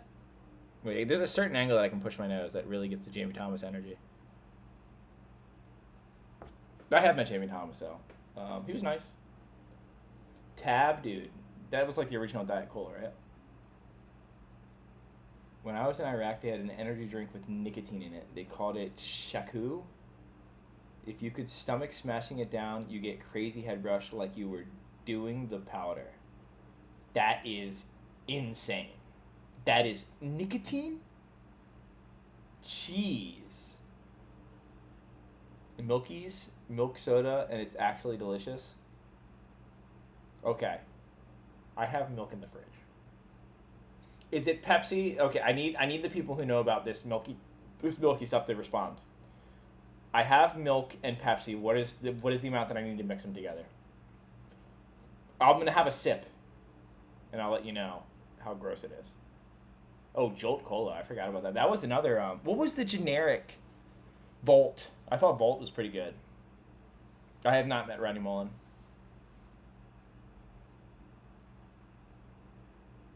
What did JT say? That was spot on. Yeah, hell yeah, dude. Oh, spot on for sure, Jamie Thomas. Yeah, right? That has some... It looks like... I swear to God, I've DM'd him that picture before. I've DM'd Jamie Thomas me doing this a couple times. And he just leaves me on scene. Never responds. Like, he's nice enough to accept the message and leave it on scene. He did respond to something I did once, though. I think he did. Maybe not. Maybe I'm tripping. I feel like he's responded to one of my stories before.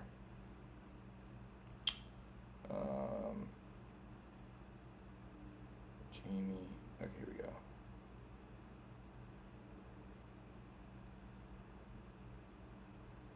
Oh no, that's what I did. I did this on my story before, like multiple times, and tagged him in it, and he just saw it, but that was it. So I guess he didn't respond to anything I did. Sad for me. Um,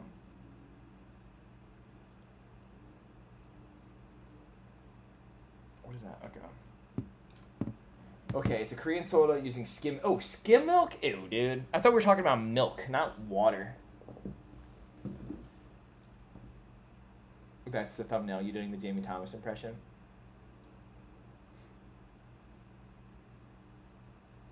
Google says Pilk is real. Pilk is real. Fallout's a good game. I'm like a Zelda guy. I'm gonna beat Breath of the Wild, and then I'll do Tears of the Kingdom. By then, they'll have the next game out probably, because dude, Breath of the Wild is it's tough, and I'm not using any cheats or anything like that. I have because Zach beat it. I have asked him for advice, and he's just like, I messed around the controller thing or whatever, like what button does what, and I accidentally left out the cutting button. So I literally got all the way. I got the kite. I got down the mountain, and I got all the way to the Zoras without using the sword or using any weapon once. I only used bow and arrows and throwing bombs. Because I deleted the button to use my sword. So every time I pull the sword out, the only thing I could do is throw it at an enemy. So I treated every weapon just like throwing it at him. And I got like far into the game, not far, but like, like I'm at the first boss. Like I have hours of gameplay without ever using the sword, and then I just figured it out. It's just cold fizzy milk. Ugh. Dan kind of looks like a Pez dispenser. Okay. Is it because my teeth are so fake? Use, what is that? Ambo? What does that mean? On Breath of the Wild.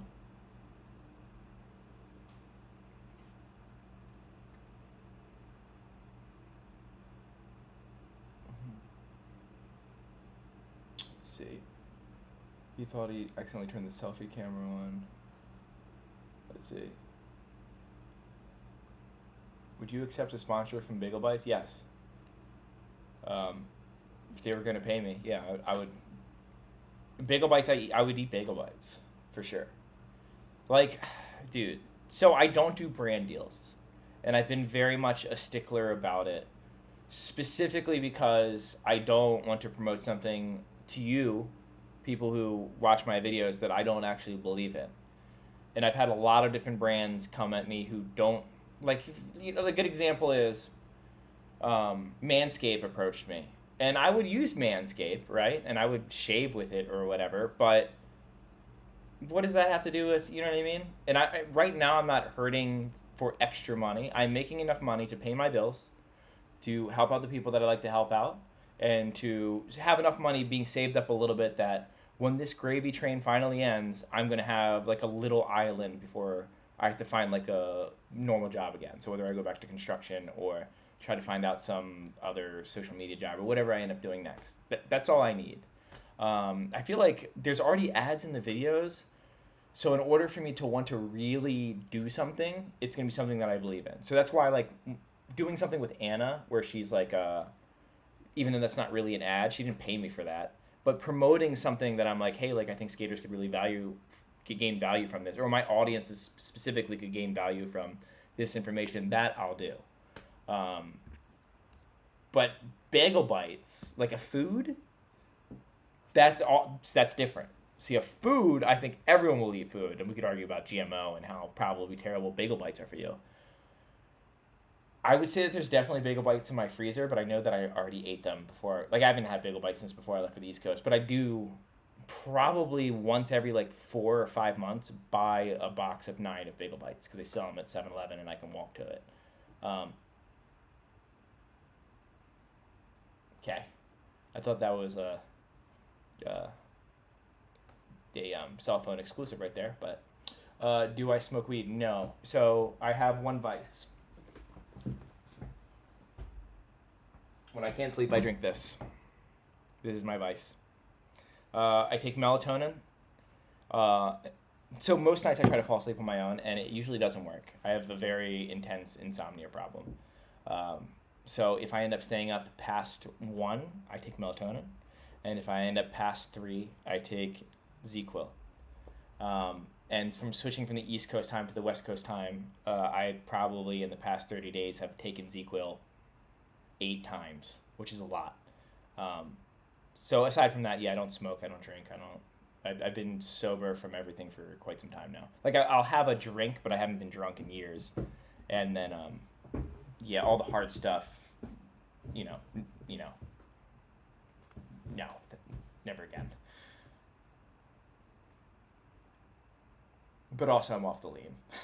Is this like they don't use this in lean? What we used to do? People used to do cold drink, cold and sinus, and that was stupid. They called them triple C's or whatever, and people could like extract it and stuff. Double cup Dan. They don't use this for? Is that what they use in lean? There's no way. Dude, I remember some homies I would skate with in Baltimore. Specifically, we went to this 15 stereo. My homie back Smith, it on some like off the lean, like off the lean. It was crazy. Yeah, I double cup the shit out of melatonin. You ain't wrong, dude. Robo tripping. You know what's up, dude. What you're saying is this dumbest. What's funny is like all the stuff that we thought we were doing, or that people thought they were doing. Drugs when they were younger, like it was just like killing a bunch of brain cells at once, and it just made you feel funny. Like it was so dumb.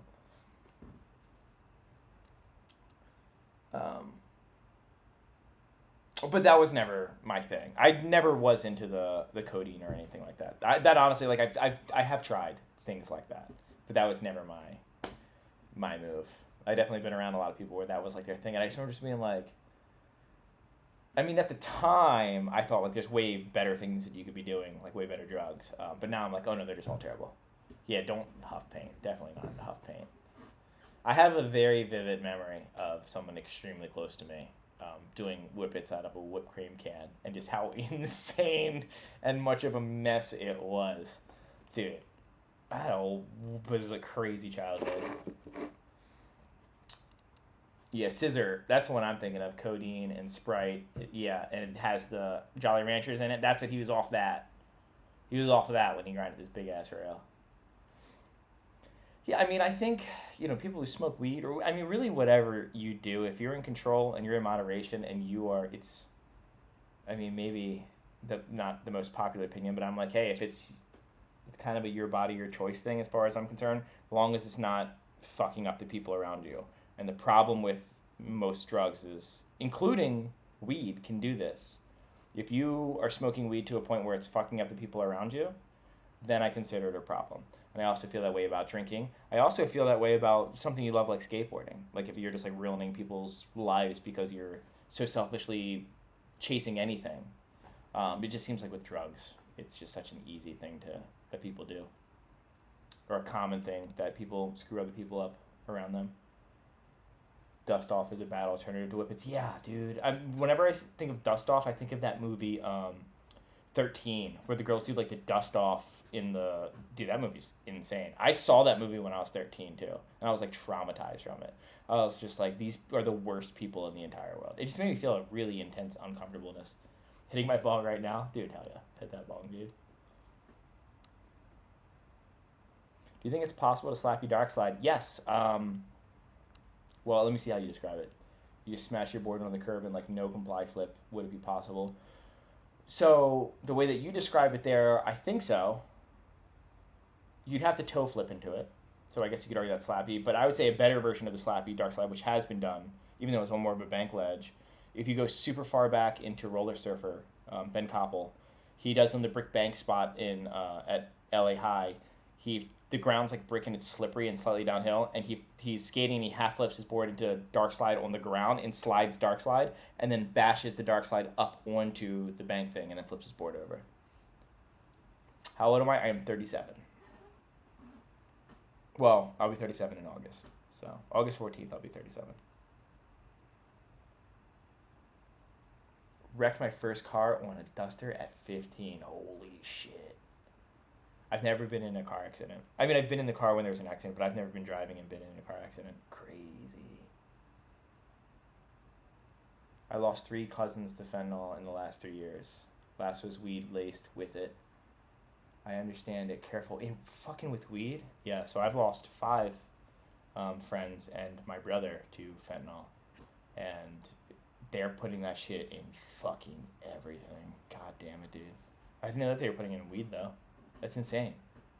What is the purpose of that? Why would someone do that other than to kill somebody? There's no... You're not, like, masking anything. Like, you're not cutting with anything. Like, what... It seems... First of all, it seems like a waste of money for the drug dealer, and also you're just killing... Like, what are you doing?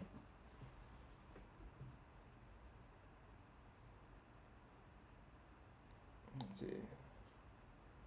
Dan, do more lives. Brian Arnett moved to Twitch streams, and you need to take his place. Oh, Brian Arnett's on Twitch? I've chimed in on one of Brian's streams. I don't remember what he was watching, though.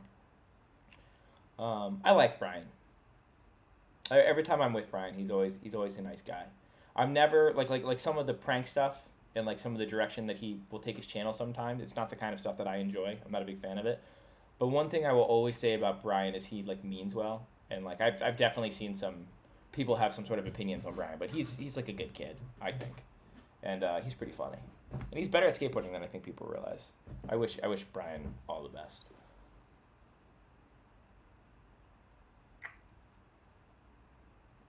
Skateboarding definitely saved me from drugs. Dude, skateboarding is what got me mixed up in a lot of stuff, to be honest. Well, no, actually. Well, yes, technically, now that I think about it. That's a story that I've yet to tell, and I'll tell it some other time. Further down the line, when there's less people in my life alive, I'll tell those stories. It'd be hard to tell a lot of stuff without throwing a lot of people under the bus that I don't want to throw under the bus. What are we talking about? Well, so far we've talked a lot about soda. We've talked about politics very vaguely. We talked about me eating just raw onions right now, milk and soda, making those together. Right now we're talking about drugs. Is anyone even still in this chat? Hold on, let me look at my... If there's more than 50 people in here, my mind will be literally blown. Because it is late. And I am saying nothing about skateboarding. I am saying nothing about... That's not right. Let me click this. Right now, there's 156 people watching this right now. That's insane. Shout out everyone watching this video right now. Oh, when I click that, it shows me all the other live stuff that's going on right now. Is anything cool? Chili stream. What do you guys watch? So, I mean, I know when I talk about YouTubers that I watch and stuff like that, I usually talk about chess and stuff like that. And like I like Summoning Salt for like the video game speedrun stuff. I get a kick out of Papa Meat. And who's that one guy that I randomly see? He's a bit of a drama follower. Like he always comments on what the other YouTubers are doing. He just made a video about who the fuck is that guy who's in trouble now? There's always another YouTuber in trouble. But yeah, you guys know what I'm talking about? Like, do you watch any of those kind of YouTubers? Or do you mostly stick to like the skateboarding? Okay, algorithm bought me. I show, yeah, 150, this is nuts. 153K, can you imagine? I'm sure there's someone who could stream and get that many people, but like, dude, that's crazy. My families are all massively addicted to meth. It's so bad in New Zealand. So, Baltimore and a lot of the East Coast, our drug of choice is heroin, which, I also have people in my life that are addicted to meth, and the thing about meth is having that like big upper. It's a little bit more scary to deal with, and it's very in your face. And so I feel like everyone is a little bit more active to help people on meth. This is some crazy theory, by the way. But with heroin, I think it tends to make people a little bit more reclusive and a little bit more hidden. And I think it is really, to me, it feels harder to get through to someone when they're on heavy downers and to try to bring them back.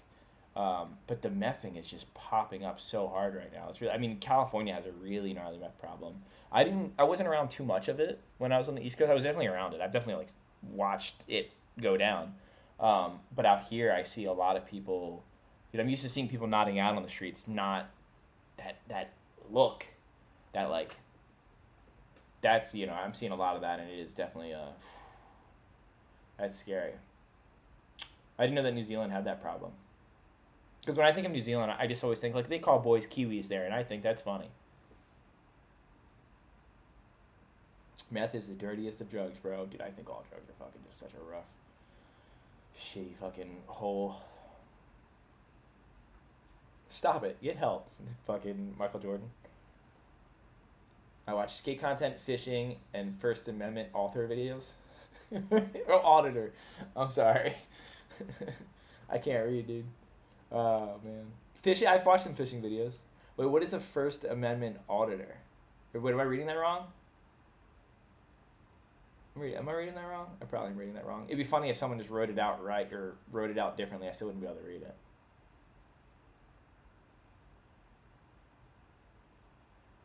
I hope you're talking about a different Dan because I don't do drugs and I don't recommend them to anyone. Says Dan. I don't think anyone's talking to you. Is someone talking to him? But there's so many conversations going on. I'm trying to. Dan selling me on H. Oh, I see what you're saying. No, it's the worst. Dumbest drug ever. They're all the worst drug ever. Don't do any drugs. I mean, you know, I say try to have as little bit of vices as you possibly can. Second, you lean on something. It's gonna be hard to not lean on that same thing. Is there any way we could do like 6 a.m.? Wait. Going to be at the ramp team. Ooh. I might get my hands dirty tomorrow and help these guys take apart that. So we found a location for the wave ramp, if anyone was curious. They're going to take it apart tomorrow morning, but I have to be in LA tomorrow. I might have to make some phone calls. Say, hey, can you talk about my thoughts so you agree? So you good with me. Hey Dan, this is Jason telling me to talk about his parts, what he said publicly, and then to just agree with him so we go down in flames together. Honestly, what Jason Park said that was joking about, like he'd get canceled for, he would not get canceled for. It's pretty standard stuff. I think a lot of people would agree with this.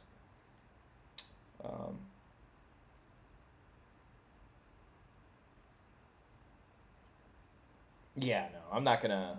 He's basically like you can talk about it, but like blah, blah, yeah, it's fine. We don't need to get into it. New Zealand is real bad, but good place to visit if you're a tourist. Only bad if you actually live here. I really my friend Kelly was staying out in New Zealand for I think she was out there for like 6 months, maybe a year. I don't know. She was out there for school and she loved it. She had a blast. Yeah, Jason is great. Dude, off the top, what's your favorite line you've ever did in your life? I know we were just talking about drugs, but I'm assuming you're talking about skateboarding. And my favorite line I've ever done in my life, I have an immediate answer, and it's just for one reason and one reason only. And if you watch my channel, I think you would understand why. There's a line in My Mans and Them. It's at Love Park.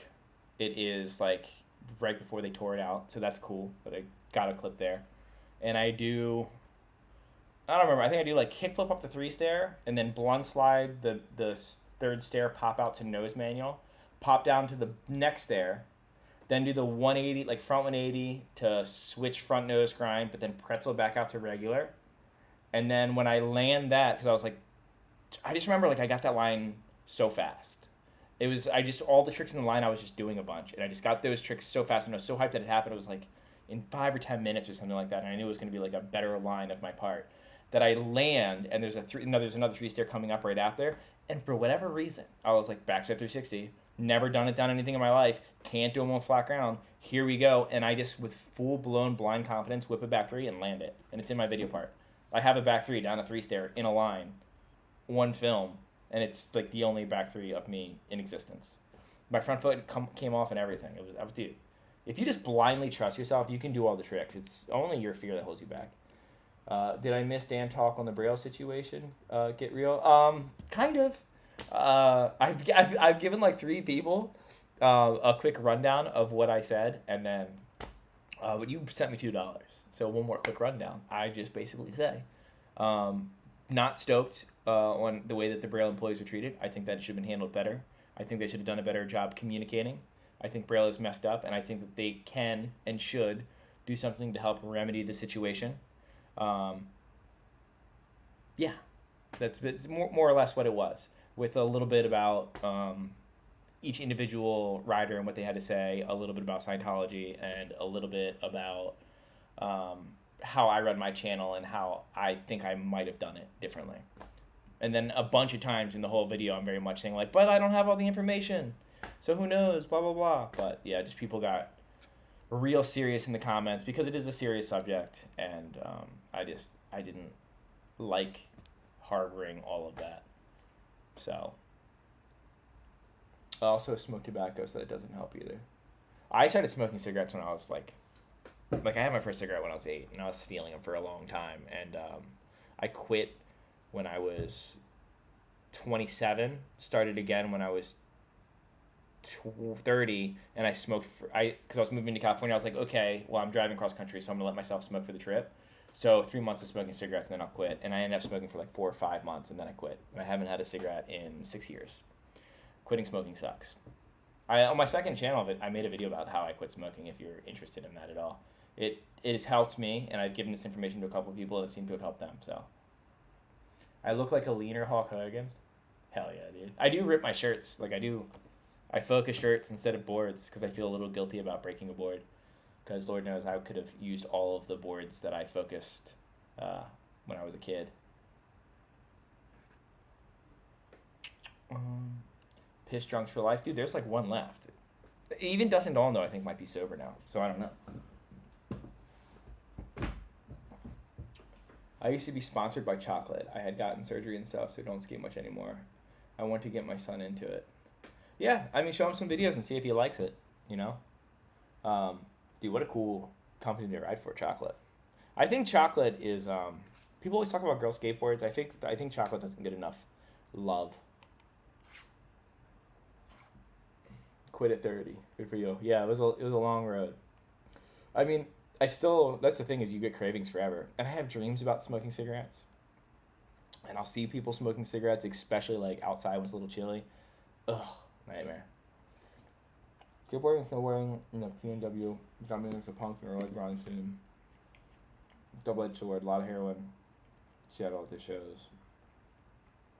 Pay-up scene, luckily. Lost many bros. You're not wrong. Yeah, I mean, up north, a ton of heroin. Skateboarding can, yeah. I think people like to think of skateboarding as this like ultimate one way or the other. Skateboarding can be really, really great for you, and it can also be really, really bad for you. I know that a lot of the bad things that I've gotten into in my life, I got into via skateboarding. But I would also argue that I've been in a lot of very, very dark times that I don't know what I would have done if I hadn't had, a skateboard to go push around on. And no matter how cringy I may be, or the fact that I'm a YouTuber, or how cool person X, Y, and Z can be, or wherever you are in the entire skateboarding world, whether you're the far side Aaron Cairo or the far side Jake Phelps, I think that's one thing that a lot of people can come together is, man, skateboarding has been an incredible escape when you need an escape. And I think a lot of people don't have something like that to get away from everything. I talk to a lot of people, and you're trying to figure out like their hobbies and why they get up in the morning, and sometimes it seems like a lot of people get up in the morning just to go to bed, and I'm very fortunate that I got something like skateboarding to be excited about. Thank you. Tobacco and weed are your vices, dude. I'll tell you, I miss smoking cigarettes. It's just having that something to do. Chewing toothpicks helped me a lot. Actually, quit as well as I fast at first, and then toothpicks and sunflower seeds.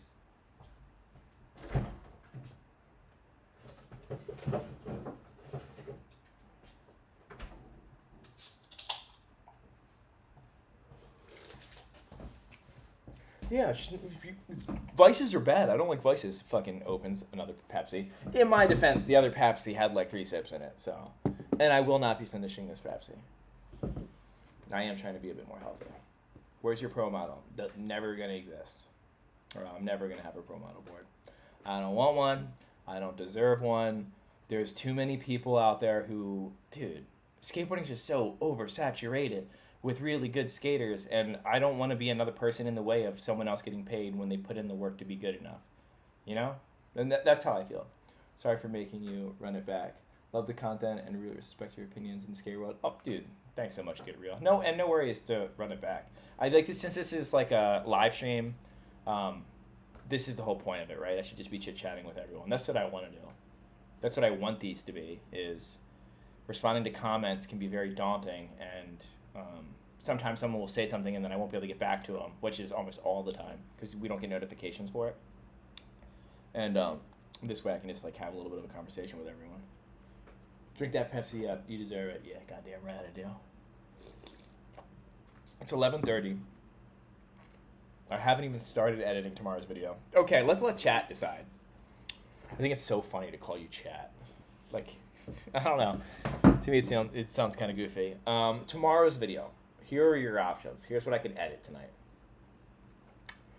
I have a video about Wes Kramer where I skate stuff that Wes Kramer skated, and I talk a lot about how sick Wes Kramer is.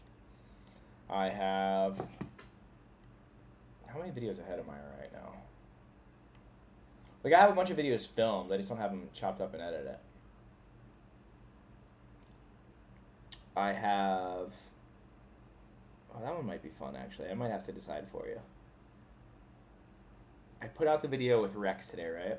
What did I film before that? Oh, yeah. I got me doing that nose grind flippy dip video, too.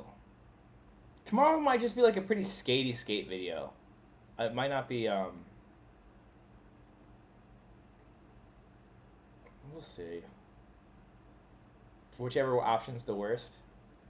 I know. I'll make a whole video about Braille and the drama again and just upload it, hard post it.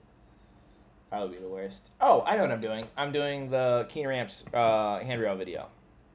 Because when I went there and they did that stuff, I was also there and I filmed a bunch of stuff. And yeah, I don't know. I had a good time.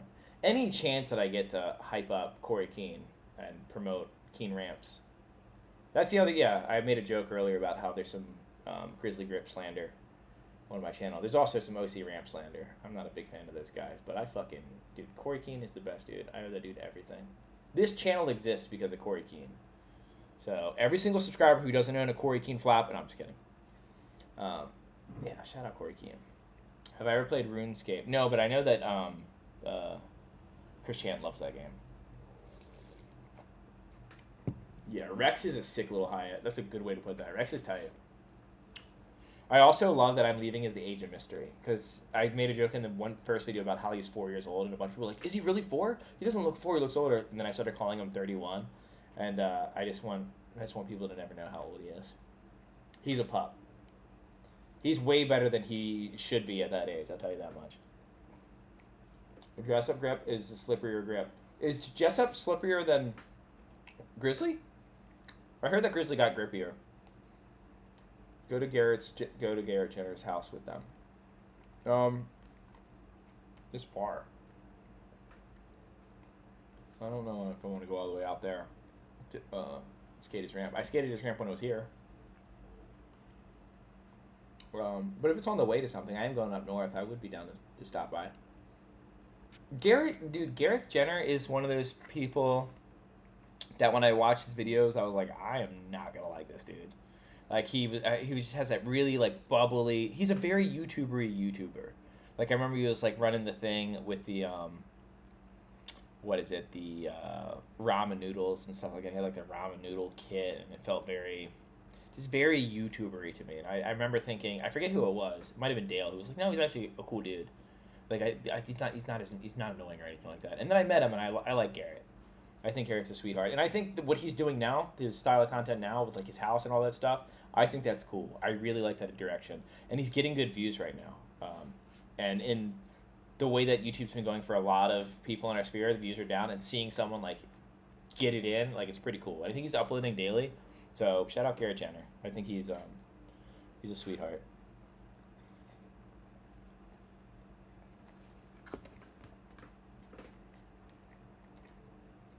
What is pepper grip, a grippier grip than usual? Regular pepper grip is slightly less grippy than mob grip tape, and pepper ultra grip is slightly grippier than mob grip. So it's one notch on each side of mob. And I ride the slightly grippier. It's called mob ultra grip, and it's slightly grippier than mob, and it stays grippy forever, and it's the best.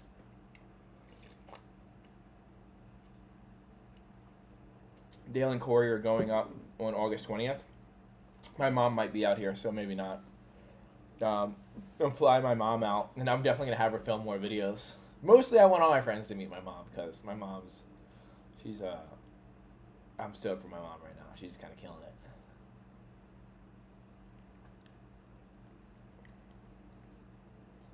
Why do you wear the shoes that you do? Try them all and stuck with a pair. I'm in a shoe crisis. I mean, I always stick, like, if I find something that skates good, I just stick to it. And so I was on the City Cups for a long time, and then they stopped making them. And then before that, I was on some other Adidas shoe. Oh, the Suchu ones, and they stopped making them. They stopped making my favorite shoe. And then I honestly just really wanted to support a skater-owned and operated company, so I started riding at knees.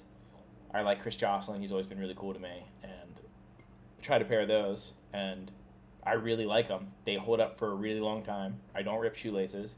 And I know that when I wear them and people buy them because I wear them, it supports a skater who I think is a very, very hardworking person.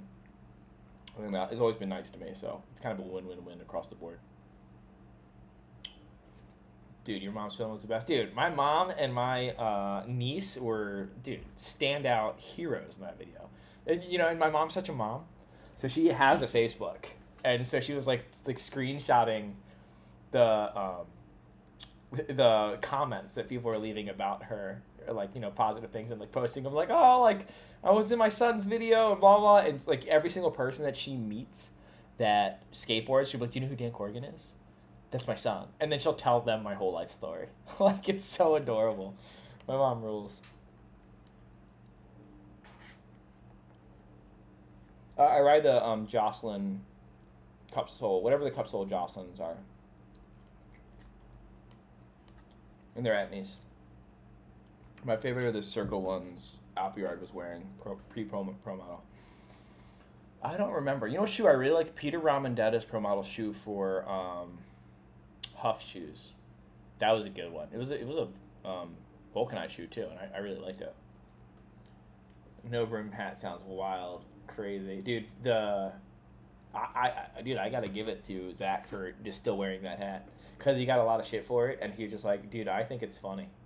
I think this hat is funny, and I'm gonna keep wearing it because the comments, they're not hurting me. I think they're also funny, and just having the slow acceptance of the brimless hat and how silly it is, dude. Love me some Doling. Mama Corrigan pride. Oh, absolutely, absolutely love my mom. She's she's the best. I started on DC courts, no board feel at all. Oh yeah, those thick DCs, dude. I used to get DC shoes from Jeff Pang, and then when he left, I was kind of over it. But the Mikey Taylor 2s, kind of a controversial skateboarder, but at the time, Mikey Taylor wasn't controversial yet. His second pro model shoe was fucking sick. My favorite shoes were the Tommy Sandoval, but they're discontinued. Zach the Hat Doling. I like that. The haters make Zach a better skater. One Asset Wheels, do you notice the difference between the REM formula and the regular formula? I only ride the REM formula. I'm a creature of habit. So if I'm not riding the REM formula, I will ride the Bones 99s. So it's a little slutty of me to ride two separate wheels. But I do ride the REMs all the time. But the 99s in the streets are just awesome. Also, the sounds of the REM formula is the best sounding wheel ever. They're really loud, they're really hard, and they don't flat spot. No other wheel has gotten that right yet. A lot of the Bones regular wheels that don't flat spot, they sound a little quiet. If one building sold ground beef tacos and the other sold acai, or how do you say that word? It's sada, but how do you say that? I can't read. What door would you walk in? I'm not big on tacos. I'd probably walk by. If I had to pick between them two, I'd pick ground beef.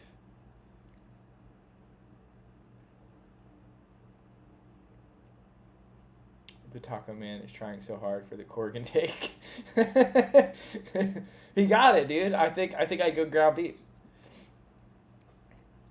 It's hard. It's really is hard to try to respond to everyone. I'm trying to read as much as I can and get to the questions.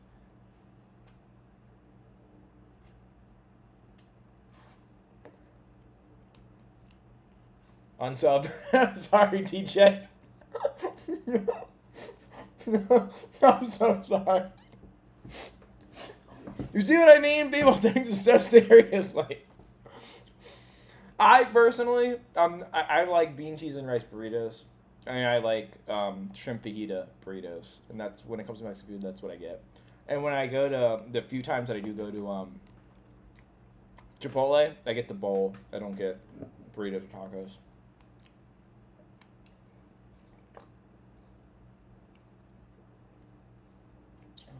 Damn, I lost like 20 subs just now because I said ground beef.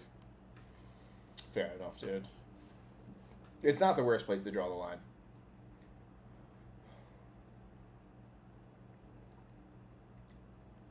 What would be the GOAT if Zach got a new hat, but he changed the hat to just for your videos?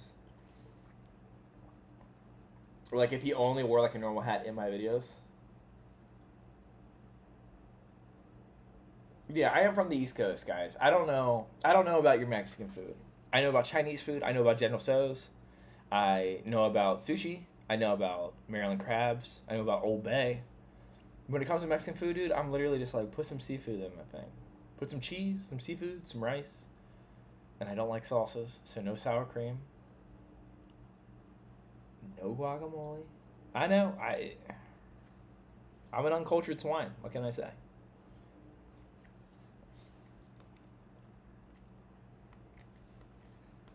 Meatloaf burrito sounds insane.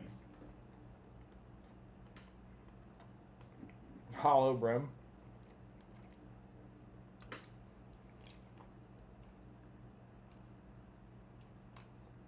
Ground beef tacos are racist? Are they? I've never seen Zach's hair. Okay, here's a question. Never seen Zach's hair now that I think about it. I was just trying to figure out the last time that I saw, because Dale Wansan has very famous, the spiked hair, the yellow hair. He wears a beanie and everything now. He's hiding something in there, and I need to know what it is. What if it's still the same spiked hair? I don't know. I think he does shave his head, though, but I'm not positive. I just know that he always wears that beanie. Does Zach have a signature hat? I don't even know what's up with that hat or where he's getting it. I don't know if they're sending him to him or not. Seafood in NM is foreign and sketchy. Does it stand for New Mexico? What is NM? White people taco night. You already know, dude. If I'm gonna get tacos, it's gonna be some white people, like just the meat, just some cheese, just some lettuce, and it's gonna be soft. Actually, now that I have these teeth and I can eat hard shell tacos, I have been enjoying. It's gross, but the Dorito Locos taco, that thing's pretty good, dude. Yeah, you've been keeping me on my board for years. Hey, dude, thanks. Hi, academics. Watching me read these to you guys, these names, is probably very entertaining. I bet everyone in the chat feels really smart after watching this. Like, yeah, Dan he's already explaining how to do, like, you know, a slappy crook, but that motherfucker can't read. Thoughts on Ace Pelka's skating? I think Ace is sick. He's just like a surfery. I don't even know. Like, I think he gives off woo-woo vibes. Is that how you say it? Woo-woo vibes? But he's like a really nice guy. I don't think he's woo-woo. He loves lion's mane mushrooms, I can tell you that. But yeah, he just loves skating, curves, and does his own thing. I think he's fine.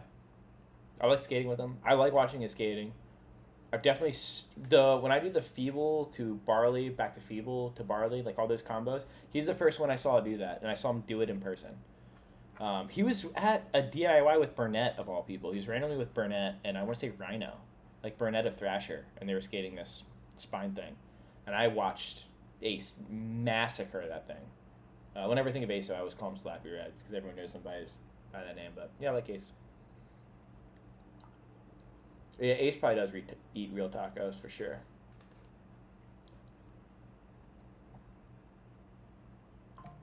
Yeah, okay, I heard about this. What do you mean Chris Cole got kicked off of Zero? Let me see this. Who's talking about that? Let me look. Let me look at... Did he say something on his Instagram or something? How can you kick Chris Cole off?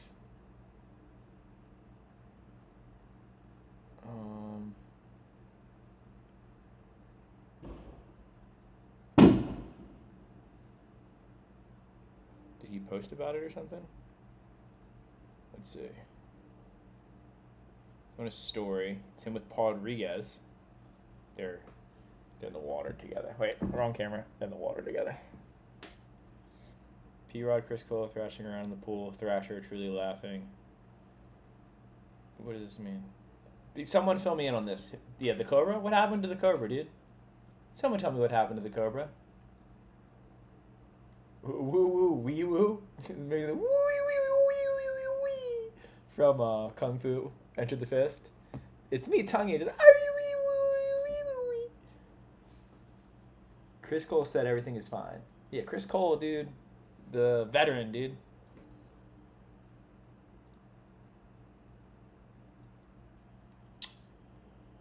Chris Cole is zero. Some allegations. Yeah, I don't know. I don't know anything about it. I can't speak on it. I haven't heard anything. Someone else said earlier that he got kicked off of zero, though, and I don't know anything about it. Oh, what was that sound? Probably I think it was a firework. Do you know Louis Mora? Just hit me that you and him are my favorite skate YouTubers, and I don't know if you've met. I don't think we've met in person. I know Dale talks to him from time to time. Maybe I have met him very briefly, but I think Luis Mora has done a very cool thing with his YouTube. I think he's built... I mean, talk about bridging the gap. Like, you know, transferring straight from YouTube over to, like... I mean, I don't even want to say he's in the core industry. He's created his own pocket and his own love for what he does. He's created a brand and a race, and I think it's super sick. I don't know what Chris Cole's his wife's Instagram is. I don't know anything about that. I'm looking at is he not with his wife? I don't even want to discuss that. Because this is how rumors spread. I don't know what actually happened. I don't know if he's married or if it's an ex-girlfriend or whatever. And then I say something on here, and I read something out loud, and then someone's like, "Oh, well, that might be what actually happened." And then someone else says, "I have no idea. I don't know anything about it." Chris Cole used to wear bandanas and shit like that. That is 100% true. That is fact. So we can hold that against him. Not only did Chris Cole wear bandanas, he influenced an entire generation of skaters to wear baseball t-shirts, bandanas, and sweatband things. Did I wear 30% of what I just described? Yes. So shout out Chris Cole. I never did the sweatband thing. I don't think I did. But I definitely did the baseball tees. I still think baseball tees are low-key kind of cool. Chris Cole invented skinny jeans. I give that to Reynolds. I think Reynolds was the first cool skater to really rock it. Yeah, it's best to stay away until information is settled. All I know about Chris Cole is he's really good at skating, and he still is really good at skating. I don't know how old he is, but he has another part in him if he wants it. I watched him skate not that long ago in person, and he was like pro good. He's still professional skateboarder good, which is crazy. Lol, my AFI sweatband. I just think of his Monster Energy one and his Zero one. Whenever I think of the word AFI, I think of a very specific clip of, what was his name? He did the best trick over the chain into bank. JT Oltz. Second best trick, I'm sorry. JT Oltz does a feeble grind down the Rincon rail in the Zero video, actually, and he's wearing an AFI shirt. And I remember being like, I didn't know that skateboarders would like AFI. Because I was already in my snobby indie era, to where I was like, Modest Mouse and Iron and Wine and Wolf Parade. So I saw bands like AFI or Rancid, or I'm sure me putting those two in the same boat probably offended some people. But I was never too big into those bands. I hear Nigel's wearing pants again. That's a crazy allegation. You can't just come in here without pictures saying that he's wearing pants again. Chris Cole gave me some Stan socks when he was like 8 years ago. One time I was at the DC Skate Warehouse, and Chris Cole was riding for Gatorade at the time and came in with crates, like 2 24-packs of Gatorades, or 2 in each hand. Like came in with so however many that is, like 400 pounds of Gatorade, and came in carrying them and set them on top of a quarter pipe for everyone. And I remember thinking, that's really cool that he is giving that Gatorade, but holy shit, he's the strongest person in the entire world for doing that. Rancid sucks. Yeah, I've never been big into Rancid. I don't like the whole pop punk world. Not, I kind of missed that one. AFI's got too many genres going on. I like the bluegrass, Modest Mouse. Oh, Sun Kill Moon. Is that what you're talking about? There's a cover band. I think it's called Sun Kill Moon, where they literally do like these twangy covers of Modest Mouse songs, and I mean a bunch of bands. But yeah, I always like it when Iron and Wine cover other band songs and they slow them down and put their own cut on things.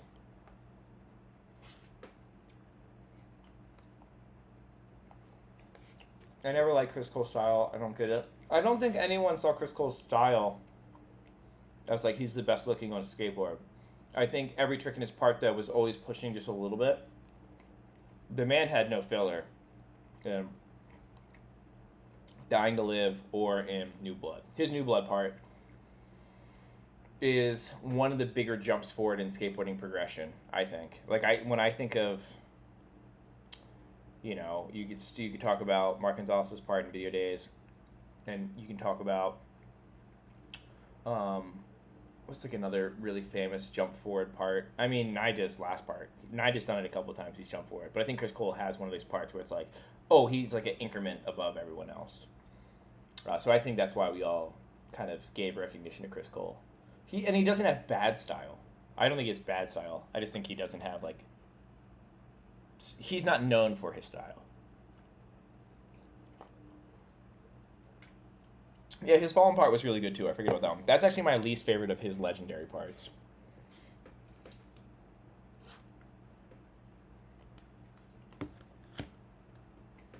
What do you want from life?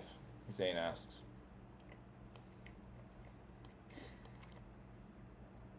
I mean, so I kind of have everything that I want right now. I have enough money to not panic. If something bad happened, an emergency, I could probably afford to deal with it and not be in the poorhouse. What I do for a living is what I'd want to be doing anyways. So all that stuff's super perfect. I think a part of me worries that I don't have like a goal. Like I don't want to take my channel to another level. I don't want to get more views than I'm already getting. I don't want to have viral videos or take the next step to more money or fame. I'm very, very content with where I am, and sometimes I worry like, oh, if I'm not striving for anything, am I not getting the most out of my life? And it's it puts a lot of focus on me just maintaining what I have. But as far as right now, I think I'm doing the best that I can. I think right now I'm living literally my best life. And I don't know if I'm too concerned if something else is going to come up. And unless I start getting bored with this, I'm not worried about finding something else to like really live for. I feel like I'm living for right now. Like tomorrow, I'm so excited about tomorrow. And I get to say that like most days. There's a lot of days where I'm like, yeah, tomorrow's going to be sick. Oh, yeah, tomorrow's going to be sick. So I think I kind of have it. Maintain is, I guess, what I want out of life. I want to keep doing this until I can. And then, I don't know, work with whatever I have. Go back to a normal job or something.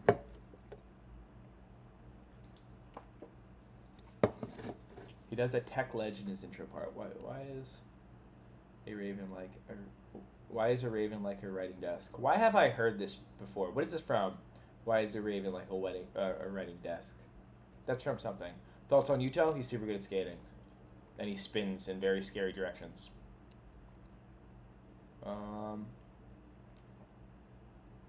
Someone should make a playlist for must-watch parts, clips, and films. I'm generations behind. Krusty Sean. There is a Instagram. Where's my phone? There's a couple Instagrams I need you to follow. Okay. And I want to make sure I get them right.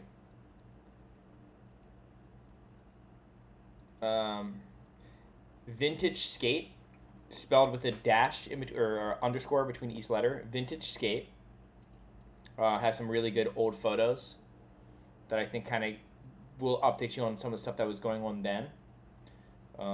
Joe Kurlick has a lot of really good stuff, but I think almost want to say he has a second thing for it, because he's filmed so much of like some of the highlights of skateboarding.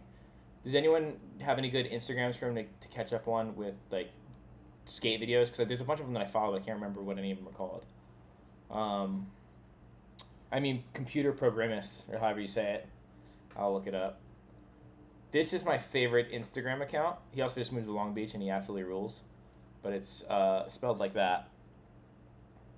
If you guys don't follow this account, if there is one account that every skateboarder in this right here, in this chat, needs to go follow, it's this account. It's by far the best. He just does the coolest shit. He does, let me find a good example of something that he does. He does nerd stuff like this, like who has the most skate parts? Well, let me turn off the volume. It's like, who has the most skate parts? And then you like, oh, I just clicked some stupid stuff. I don't know how to not look at my phone and do this. But it's like, it has the skater's name. And then like how many parts they had. 21 parts by Wes Kramer. 22 parts, Brad Cromer.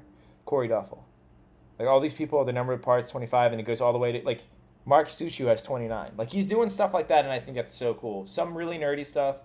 And then he did one series where it was him skating, or not him. It was everyone who did tricks on Hollywood 16 that wasn't on a skateboard, so it's rollerbladers, unicyclers, motorcycles. I think it's a really sick Instagram account. He's just like a skate nerd who loves skateboarding, and I'm a huge fan. He's also really good at skating. He did we were skating Silverado, that park I skate all the time, and he was doing, which I think is a really random trick, a back 5-0 stall, kickflip to forward. But he pinched it like heel side. It was weird. Or pinched it toe side. I mean, he pinched it almost like a Peter Blunt, but backside, and then flipped to forward. It was cool.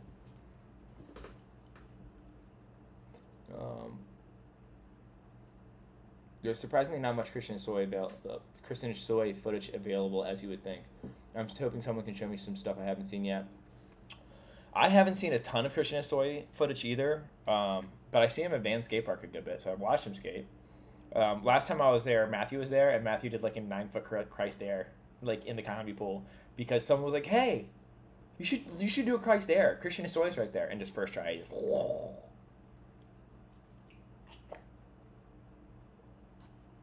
Corey Duffel, the ultimate tight pants skater. He literally skates in spandex tights in That's Life. Good video. Great soundtrack.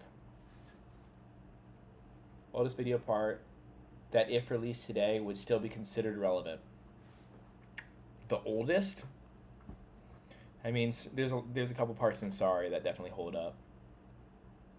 Not the entire part, but some choices. I mean, start to finish part that if it came out right now with the style and the taste and everything and no backup of who the skater is and would do well, like if this is some no-name that dropped a video part. Skating's pretty specific with what people want to see right now. I don't know if a lot of past generations would be able to do it.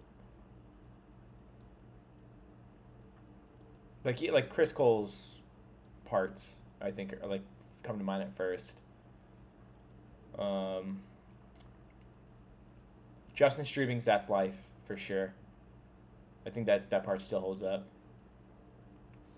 What's kind of crazy, though, is like a lot of the old video parts, you know, we're only getting a few video parts a year back then because we were waiting for VHSs.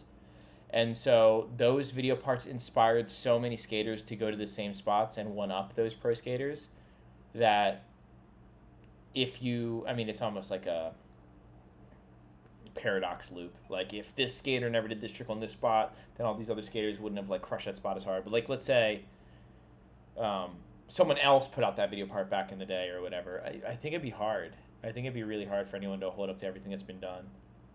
Yeah, Mark Appleyard's Sorry came to mind. I don't know. What do you guys think? It's 3 a.m. where you are. Night, John. Your Ezekiel's kicking in? Dude, I gotta take some Ezekiel in a minute. I gotta edit a whole video.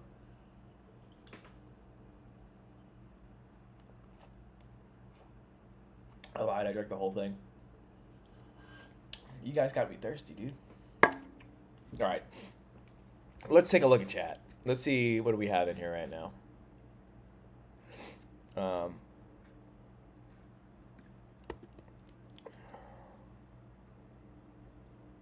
Let me go on. What happened if I click this? Dude, we still got 137 people in here, dude. That's nuts. John Cardiel, Sight Unseen. Dude, it's really hard to separate the nostalgia and what that part meant to you. Because that part is a huge deal. Go watch that part again right now, though, and say it came out for a sponsor me video for, let's say, Creature Skateboards. I don't think it would make it. I think that part is so influential, and all the skaters of that type of skating are 100% in existence because of John Cardiel. But it's always the skater that influences people that everyone stands on their shoulders and takes it to the next level. And it is very difficult for a skater to do, like Danny Way's an example. Like Danny Way's DC video part for sure. Like that could come out today and we're like, ah. But it'd be tough. It'd be very tough.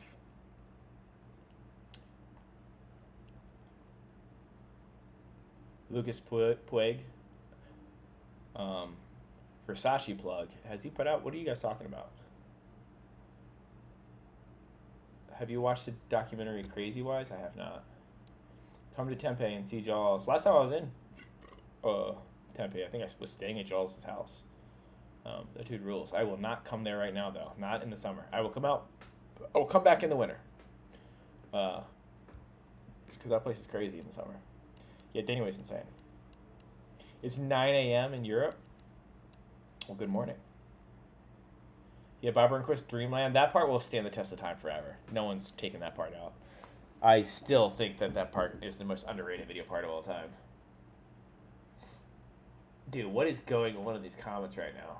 Hold on. I'm seeing Jesus Loves You, a Free Palestine, and a Trump 2024.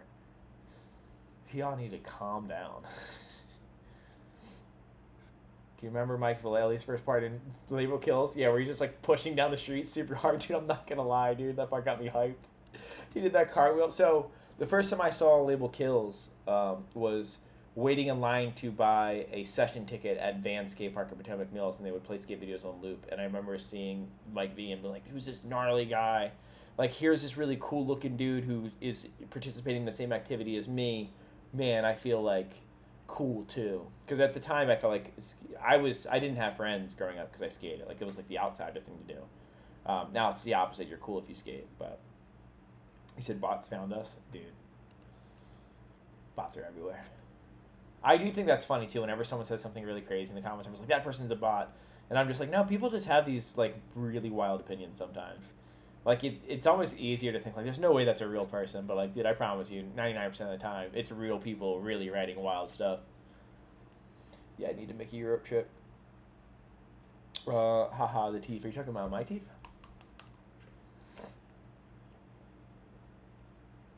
Mike V faked being a tough guy on Jack Arse. Dude, I think Mike V is legitimately a tough guy, but he's definitely a character for sure.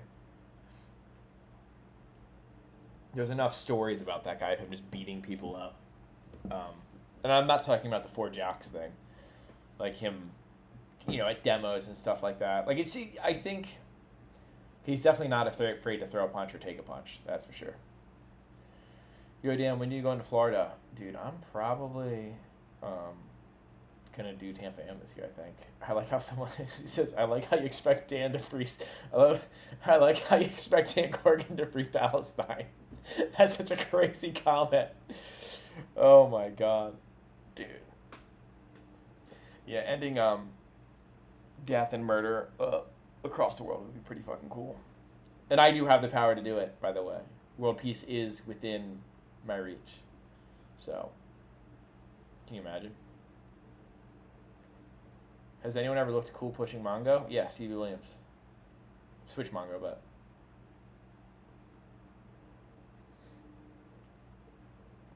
Yeah, James, it's kind of what this video is about, me taking the Braille video down. Just the comment section just immediately was a absolute shit show, and I had regrets about talking about other people's lives in the way that I did, and trying to play a middle ground and try to look at it civilly when I'm looking at everyone's comments and just like, man, none of these people have all the information and they're just saying shit. And like, I might have a better perspective on it than they do because I do YouTube for a living and I know a lot of these people. I've talked to a lot of these people. But then it just sort of made me realize, like, you know what? I don't even have all the information either. So, I don't know. There's no need. It's not. There's no need for me to throw my fucking hat into the race and be like, oh, let's talk about these other people's lives, especially because it affects them. I don't want to be affecting other people. Dan Corrigan and World Hunger, dude. That's why I think I drank that Pepsi, dude. How crazy is that everyone agrees that people shouldn't murder people and people shouldn't, do all these terrible things, but depending on what side you are, sometimes like there's like exceptions to look the other way, and on the other side there's other exceptions to look the other way. Like, it's crazy on how we can look at the other side and judge them very critically, and then we can't look at our own side and judge ourselves very critically. Wild. Dan, the world peace denier Corrigan. You're right, dude. Yeah, I'm also anti-suffrage.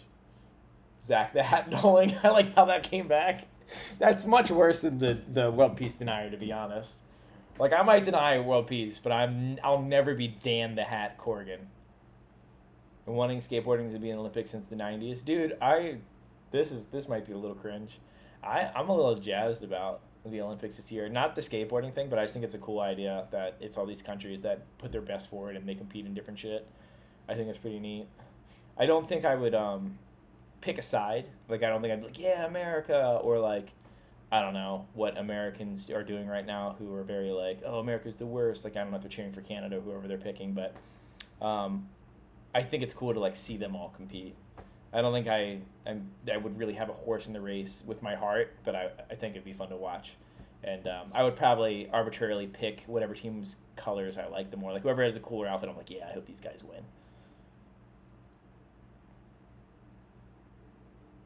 Me and my friend saw you at Pasadena Skate Park when Daewon was there. You guys are so good. Oh, yeah, that's when we were there with Skate Nomad. And yeah, Daewon's sick, dude. Daewon's always a good time. Daewon at the morning sessions that I'll catch with Daewon at Harbor is always a blast, because obviously, it's hella manual friendly. Spider fan Dan. Skating Olympics hits the same as climbing the Olympics.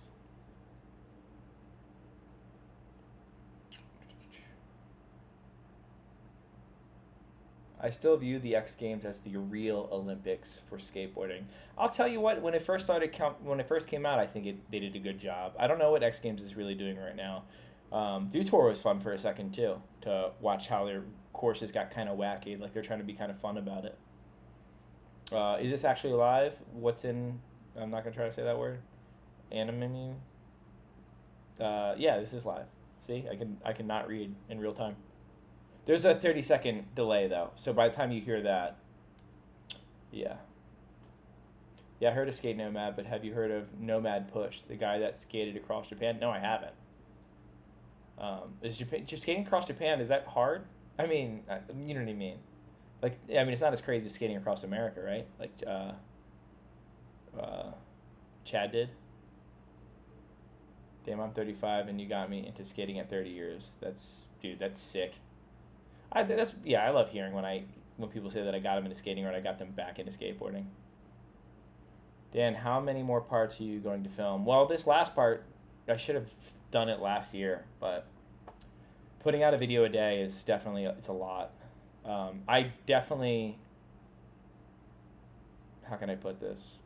I do way less hours than the normal person of things that I don't want to be doing for work, but I put in way more time into what I do for what pays my bills. It's just what I want to be doing anyways. And that definitely cuts into my ability to go film video parts and stuff like that. So I'd like to say I filmed 24, 25 video parts. And I think like 16 of them are floating around on YouTube. They're pretty hard to find because now when you type in my name, my channel comes up and it's hard to sift through it. But you'll be able to find a bunch of them. But I don't know realistically how many more parts I have, because the second I can't put out a part that's better than the one before it, like, I'd want my next part to be my best part, or at least to be my favorite part, and at least close to my best part. I think that would make me lose motivation to try to film one if I couldn't skate on a certain level. So I don't know how much longer I have. Maybe it'd be cool to do like 3 more parts though. Definitely at least 1. How old is Daewon now? I think he's like 51. I want to say he's 51. Let me see.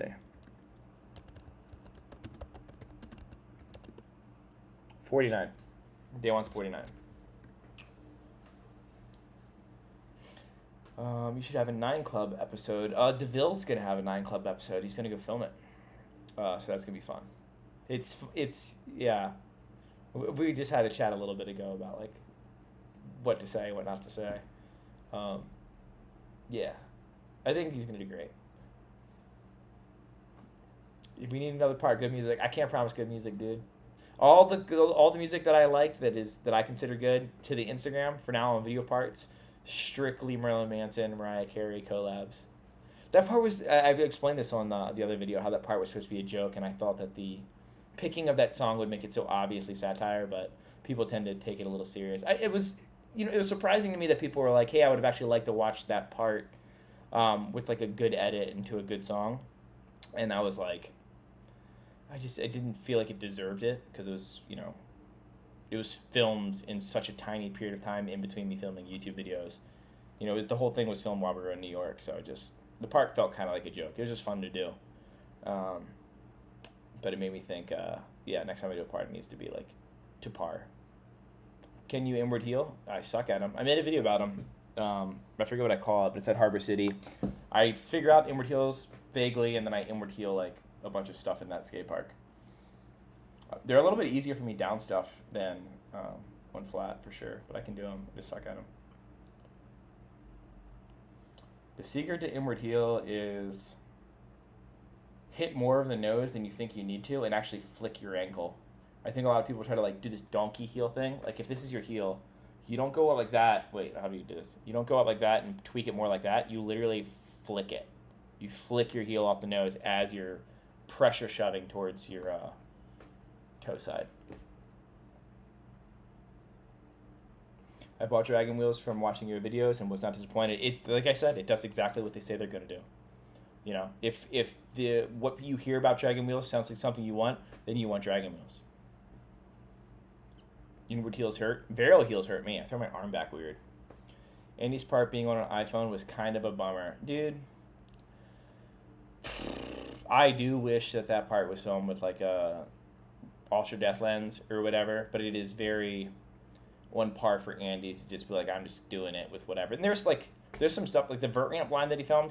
Chris Gregson filmed that. Megadeth lens. Probably arguably the best fisheye filmer in the world who can actually ride on the vert ramp with him.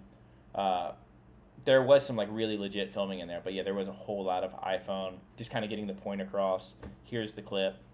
But yeah, watching the iPhone footage, it's just like, yeah, that's Andy. He doesn't give a shit.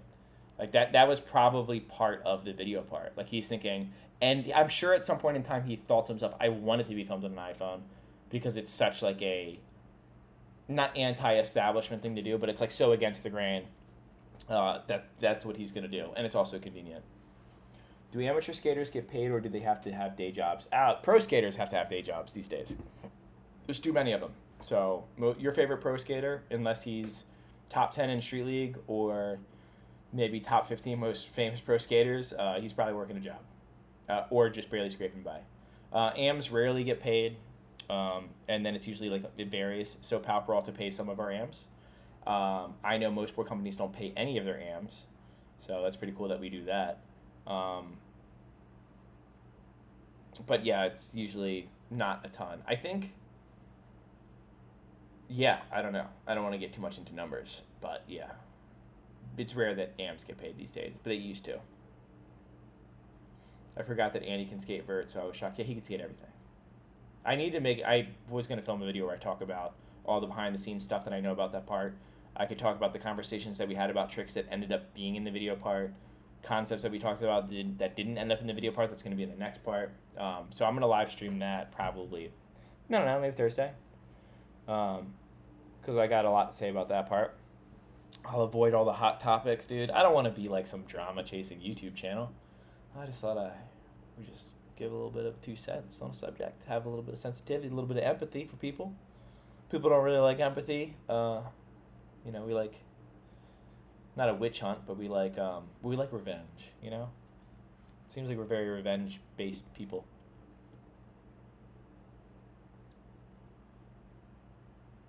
Can we all admit that Andy Anderson is a really bad skater, but he's really good at being a really bad skater? I am going to 100% disagree with you, but only flip what you said.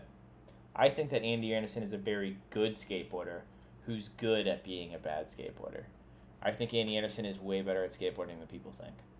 As someone who's skated with Andy many, many times, a lot of our sessions do not get films because if I'm skating, who's filming it?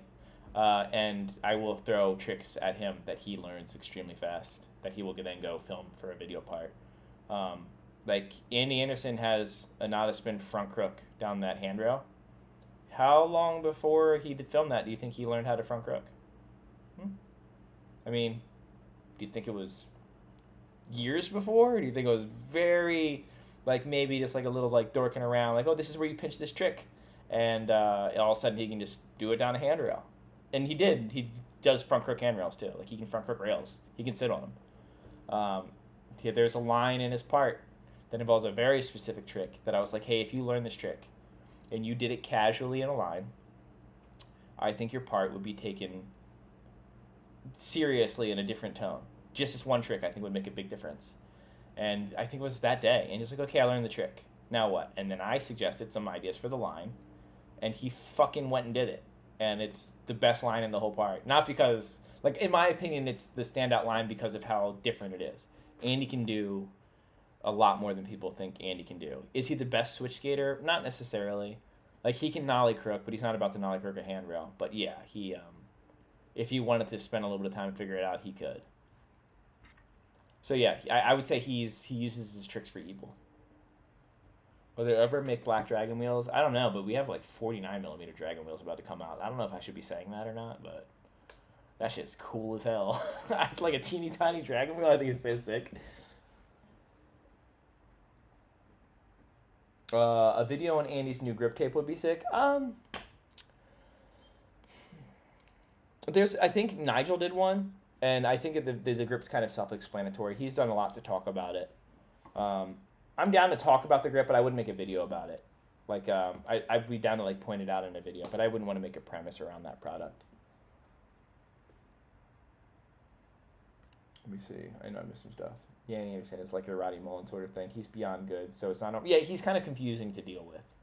Like Andy, I think he's pretty hard to like pinpoint how good he is because people are like, oh, he's like doing freestyle tricks. I don't know if any of this is like hard or not. And then it's just like, oh, he like varial heel flipped a 10 stair and then tray flipped a 10 stair directly after. That was in his last video part, but still, like he can do a lot of stuff. I have a YouTube video where he tray flips and frontside flips and kick flips over a 9 stair handrail for fun. Like the boy's good. You say 49 being teeny tiny when my old wheels were worn down to 30s before I could afford to change them. Oh, I'm saying wheels starting out brand new at like 40 in the 40s is pretty wild. It's pretty rare these days. But I've definitely ridden wheels down to where they're like bearing size. Does Andy hit a lot of pussy? Well, he's dating Val. He has a girlfriend.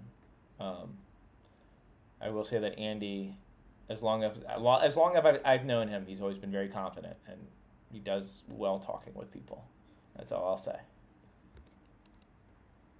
But he is in a committed relationship, so. Yeah, I love how Andy is kind of like an explosive subject too, that people like really hate him or really love him.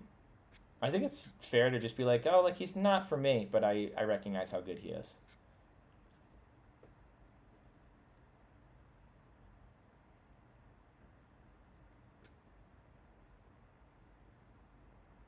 Oh, hey, Rick. Oh, shit, Ricky's in here, dude. I'll send you a link to it, Ricky. I took it down because the comment section went insane. The comment section was like, it was saying some things about people that I didn't want to, not that I, like, gave them reason to, but I didn't like the idea of, like, these things being said and then people, like, reading the comments and then taking it as true and then rumors spread or whatever. But I can give you a rundown if you want, or I could just send you the private link, Ricky, and you can tell me what you think about what I had to say. Basically, the whole video is me being like, I hate skate. I think Australia should have stayed in jail. What else did I say in that video? I said there's only one Australian that matters, and it's Sean Enoch. And no, I just, I watched a bit of your video. I watched a bit of everyone's videos. Did you watch Glow's video? I'm assuming you did, Ricky. That shit was emotional. Um, yeah, pretty hectic. But yeah, I'll send you a link, Ricky. We can talk about it now, dude. You want to live stream us talking about the Braille situation, Ricky? I was actually expecting some Braille people to maybe pop in during the live stream. But I'll give you the rundown that I've given everyone else during this. That people can be like, "Hey, what happened to the live stream?" Blah blah blah. Basically, I say it seems that, in my opinion, based on like what I know about YouTube and like the money that is made, that the people who worked at Braille didn't seem to get compensated in a fair way. Like I like the way I pay my filmers as a percentage thing. And when I look at Braille at its height of how well they are doing, I just felt like that there could have been more done for people. And I felt that like with the not letting people know about the park being built or being torn down, and not even if it was like a shock to him, and even if he had like very valid reasons that he gives, if they're true, in his video about like why he tore the park down so abruptly, like to send everyone a text message. I'm sure everyone would have drove up there right then just to get that last hurrah. um, and I also kind of say like, man, if I was like in that position, I would try to make it right by reaching out to everyone that he had. I mean, because he blocks people evidently. Some people have been blocked. He would reach out to everyone and be like, hey, like, how can I make this better? Like, kind of just being the more mature person about it. Like, even if he feels that he's like been wronged by some of the stuff that has been said in whatever video got put out, like, dude, these people like put their blood, sweat, and tears into things. Maybe, be like, hey, like, what should I do? Like, don't cut people off. That just seems like terrible way to do it. But there's a lot more details, and I'll send you a link, Ricky, when I'm done.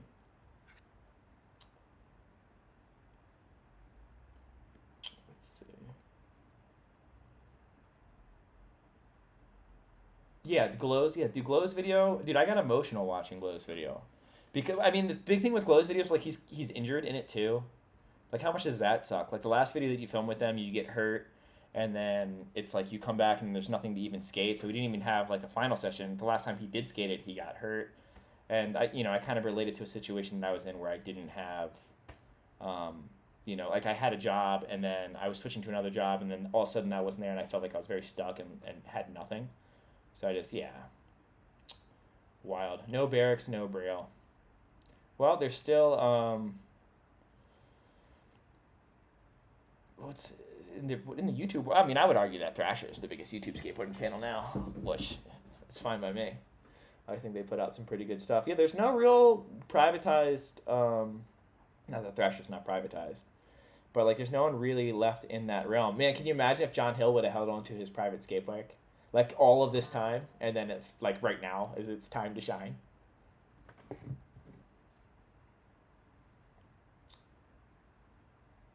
Yeah, the main reason I deleted it, well, I mean, it wasn't just a bunch of people like just going on and on about Scientology. I saw some comments about personal stuff about people involved, and I don't like that shit. I don't think that personal attacks, and there was like a really long thread about people, and I didn't want that sort of stuff being a thing. So I sort of just opted to be like, you know what? I don't need to give my 2 cents on how I think things could have been handled or should have been handled. I'm just gonna, because I was trying to go in there kind of being like very objective and being like, well, like this is like in a perfect world kind of scenario, and it's like, well, you can't really do that these days. Thoughts on getting milked? I think, I have nipples. Could you milk me? What was his name? Fokker? I have milk, Fokker. I have nipples, Fokker. Can you milk me? We got the Dern Bros. We do have the Dern Bros. Dude, let me look at the Dern Bros channel. They've been murdering it. And, dude, one of them is sitting on the best trick ever done at Hollywood 16, and the footage hasn't come out yet, and I want to see it so bad. I know it got done, because I know people were there when he did it.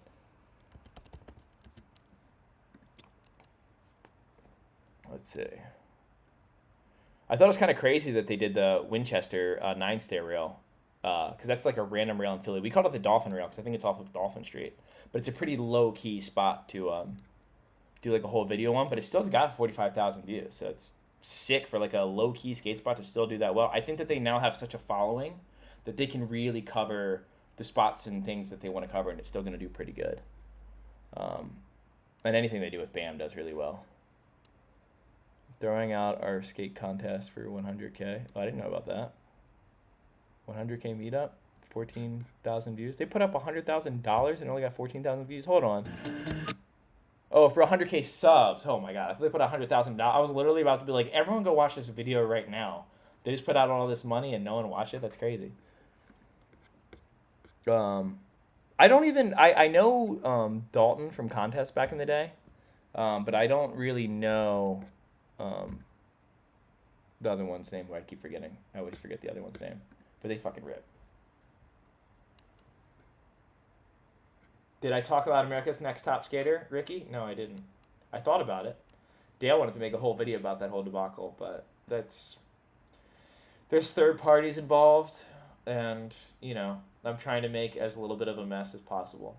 But no, I didn't talk about America's Next Top Skater. There's definitely, I feel, I'm sure you know, I feel some sort of way about that whole thing. Like, what the fuck happened there? I get it. Like, I get it, but also like, what the fuck happened? That's crazy.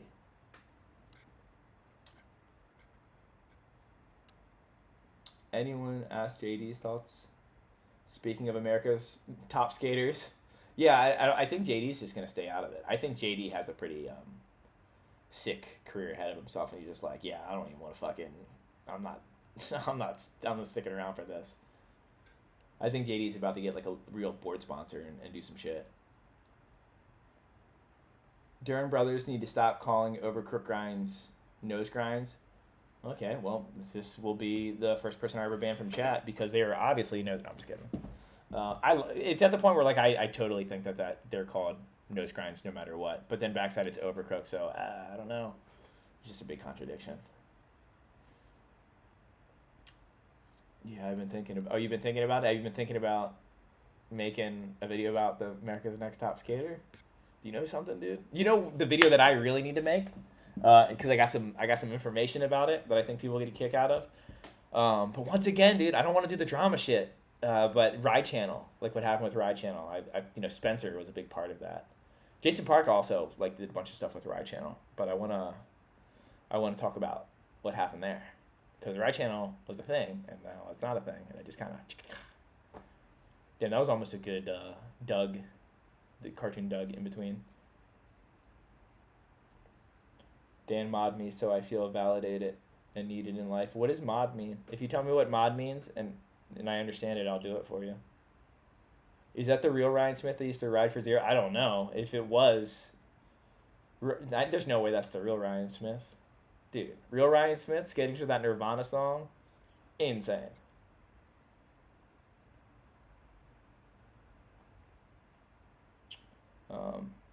Everything Tony Hawk touches dies. Newsy, easy money, dude. Spencer Newsy is such good vibes. That's who Ricky needs to do a video with. I feel like their energy would get along.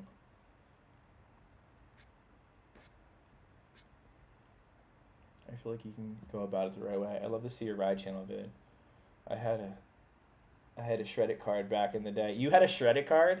Dude, I was making one. All my friends talked me out of it. Like, nah, that's corny. And all I was thinking was like, yeah, I know, but they're giving out money. So like, let me get this money. Because someone, I think John Hill did one too, and I think he got a bunch of money. And I want to say Zach Doling did one, and I want to say Mike Pewar did one. There's a bunch of random people who ended up doing stuff and did stuff later in skating.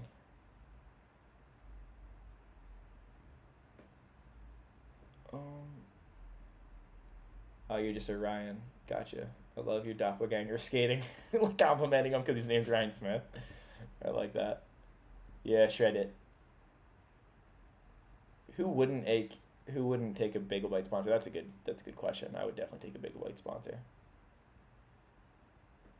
Oh, you and Mowgli both had one at the same time? Dude, connected by Ride Channel.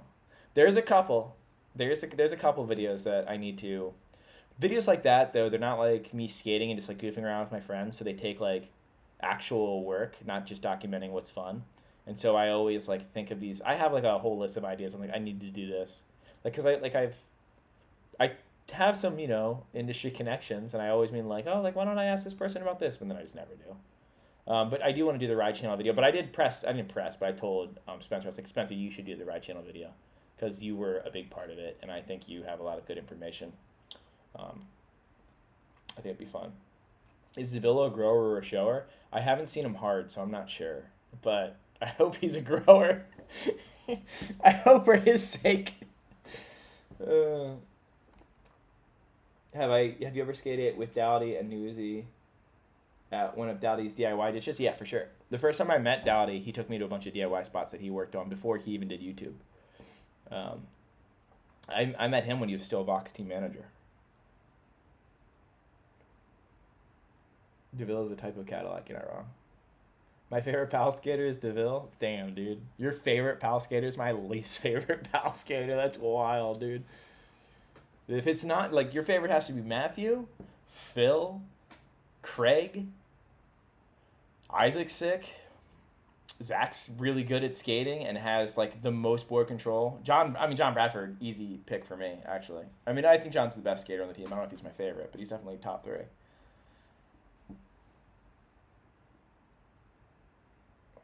Well, this video is getting delisted because DeVille's putting out the copyright strike. Who's DeVille's favorite skater? It's Daewon San no, I'm sorry. It used to be Daewon. Here's the joke. So his favorite skater is Brandon Westgate. And it was Daewon San was also tied for first. But then Daewon approached John Bradford trying to get him maybe to ride for thank you. And then the joke is that Daewon's now his second favorite skater because he tried to take John Bradford. But it's obviously like a joke. But he did, like, he was like, hey, John, come ride for thank you. And then John was like, ah. And then John called me, and I was like, I think you should stay with Powell because we want to do a lot of stuff with you. Have you watched Trap Dion's part? I didn't know that he put out a part. I've seen him do some tricks. All right, gotta go. Maybe I'll catch you around LA. Later, Ricky.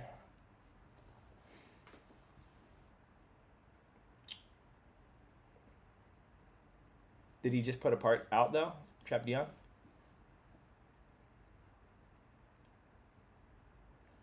Okay, I can mod you by selecting...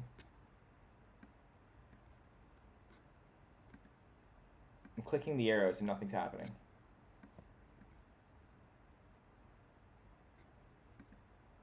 Nothing happens when I click these arrows. I'm trying to mod you, dude. Maybe because maybe I have to do it from inside YouTube. Let me try that. We'll go here. What is it makes you like a moderator so you can Google like, AI help. Shut up, Google AI. Let me see what this does. Oh, here it is. Put user. I can put you in timeout.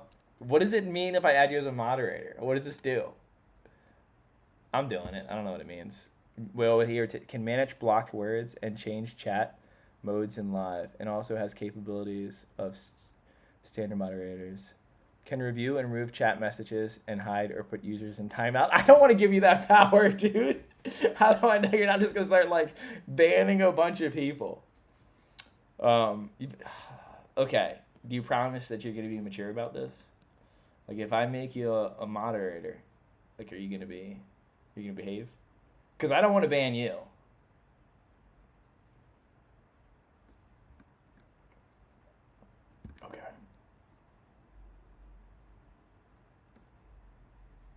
Okay, and you're Rick's mod? Okay.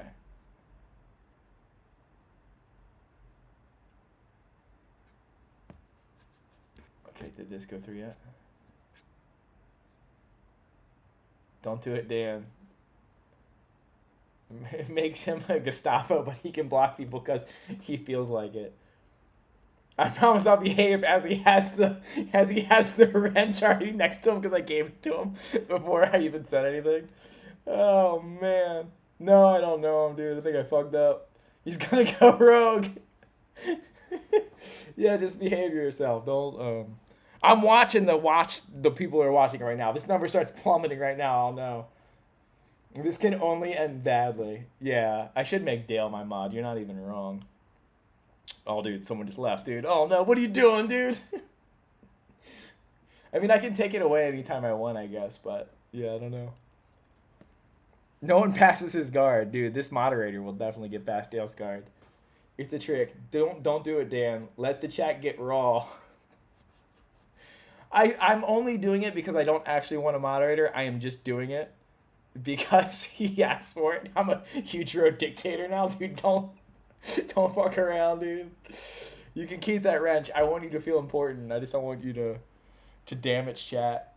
I want this chat to stay raw and say all the crazy random things. Like, where else are you gonna find free Palestine, love Jesus, or Jesus loves you, and then Trump 2024 right back to back to back?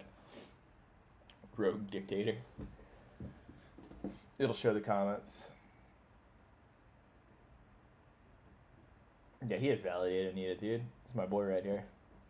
Always wanted a dictator.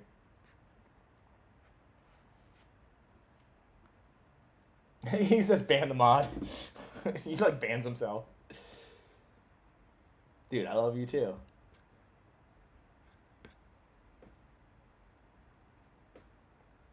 Soda milk. Hashtag. Imagine everyone just leaves to frame him. Oh, it'd be like the most like Among Us shit ever. Like, no, I saw him kill her. We'll call him the floor walker. Dude, soda milk hashtag for life. Yeah, I better start seeing some soda milk hashtags in my actual YouTube videos. Just for the people who are here right now, the 141 of you who are up this late at night.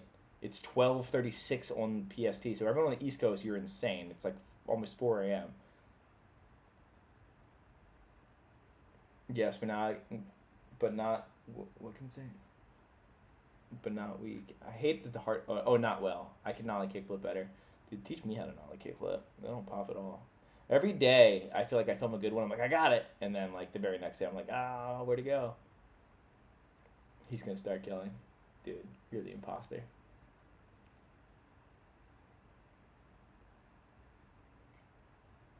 Milk soda. The Waits experience. If you weren't here for the milk soda, dude, if you don't know about the inside joke, can I be banned first by the first mod just for the record? Do you want... No, dude. We don't want to ban anyone. Can you ban someone and unban them? I don't want anyone banned.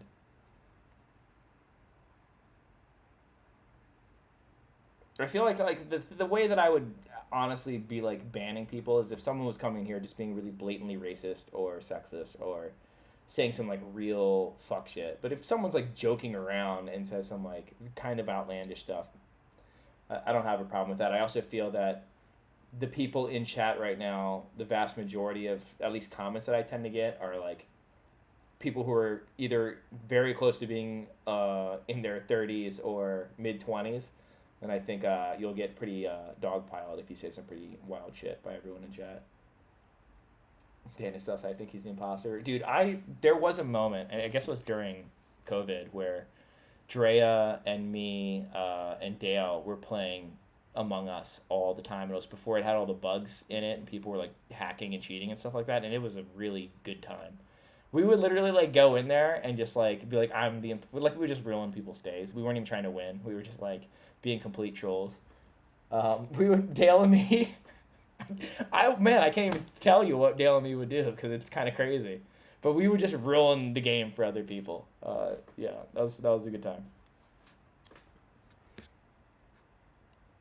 Did I ever meet Nodis or Gons? I have. I skated flat ground with Gons once, super randomly.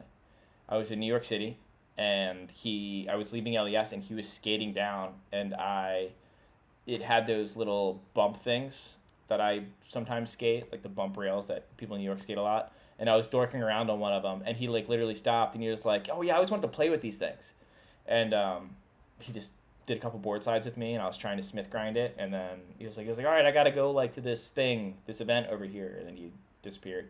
But he literally just like stopped by and skated for a second. That was pretty cool.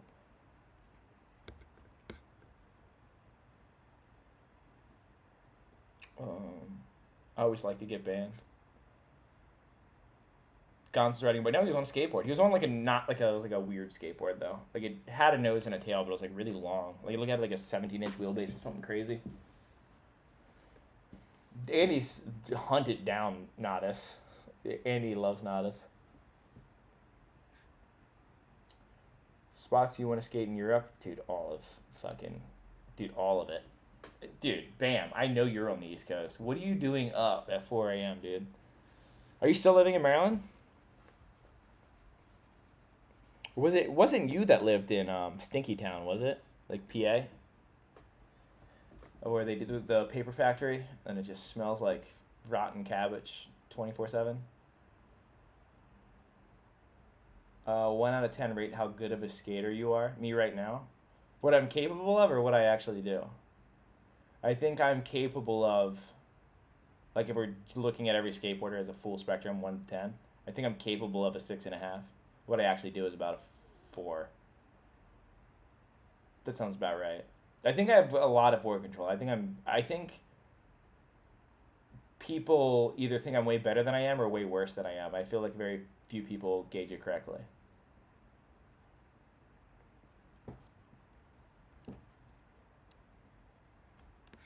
Let's see. You're from the Netherlands, Europe? No way, you're not. I swear to God, I had you ironically plugged as a very specific person that I thought I knew. That's crazy. Dude, I'd be super down to come skate Europe. I want to. Yo, Dan the Taco Man. Love your videos, brother. Dude, I don't know. Ever since I talked about ground beef today, people got pretty upset with my taco taste. A solid 8 out of 9? Dude. Who's a 10? Like, if Shane O'Neal's... Like, because there can't be a 10. So Shane O'Neal's got to be like a 9.7. Like, there's so many people between us. It's an insane number of people between us. Oh, what up, Tomcat? If you ever want to be street skating in Germany one day, hit me up. I'm coming to Germany probably this year, Tom. 100%. I'm going to come there. We're going to do flamingos. We're going to talk about Zugzwang. It's going to be a good time. Those SLS ratings? Yeah, I don't know. Out of 10? It's hard to judge yourself like that. Are you a popper or a locker? I don't know what that means. When I think of poppers, I think of poppers. I think Dan is like a 7. Thank you. I appreciate that. I'm a popper. I don't know what it means, but sure, I'm a popper, dude. Rodney's got to be a 10. Dude, Rodney is a pioneer, and for a point in time in skateboarding, he's a 10. But as of right now, Rodney Mullen at his peak compared to right now? No. 1 out of 10 would be easier to judge. Yeah, I'd say I am capable of a 68, and I currently skate at a 41.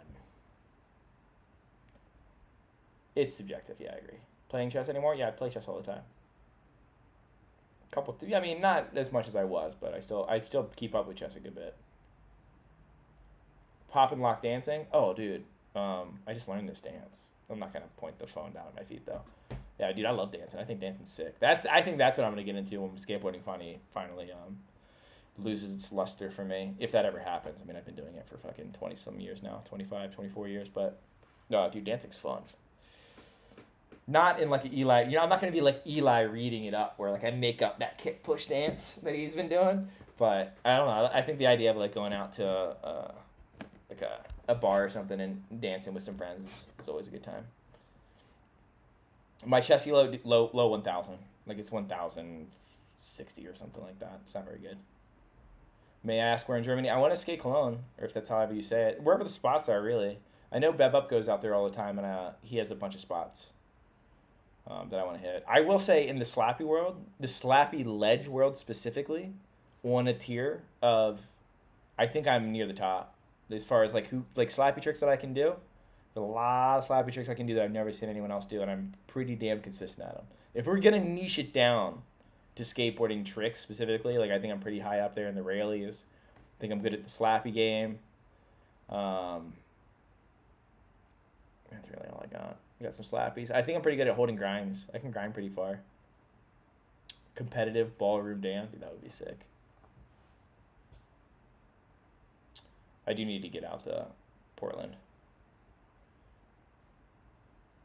I've skated Chicago, yep. Yeah, last time I skated to Chicago, that was forever ago. I stayed at Marissa Dos Santos' house randomly. We met at Top Shop in Third Layer Skate Park and just became kind of like pen pals via AIM. like AIM, Instant Messenger, and then I ended up just flying out there and staying with her for a week, and we skated a bunch. Took me to a bunch of spots. She filmed some tricks that was in one of my video parts, actually. I pop shove it lip slide this 9 stereo, and she filmed it. But yeah, those spots out there were sick. But I was out there in the summer, and I remember it was pretty fucking hot. Can you do slappy nose blunts? Yes, I've done them. The top railier is definitely Ryan Reyes, but I might have that number 2 spot when it comes to railies. People can do it on gnarlier stuff than me, but I'm extremely consistent at it, and I can do a lot of variations if I want. When you come into Skate Montreal, I'd love to. I'm trying to get out to Canada. I'm sorting out my... One of the reasons I went home was to get my passport situated, and so that's getting going now. So I should have that soon enough. Then I'll start hitting other countries. Oh yeah, I name dropped AIM, dude. My name on AIM was Custom Concern 87 because I love Modest Mouse, and I was born in 1987. And I remember Mercedes Santos's was Prom Queen 666. And I used to talk to someone else that ended up doing something with skating. I'm trying to remember who it was. Might have been Sean Hale. Someone's name was like Dart44. I don't know. What's up with the Walters? I don't know what that is.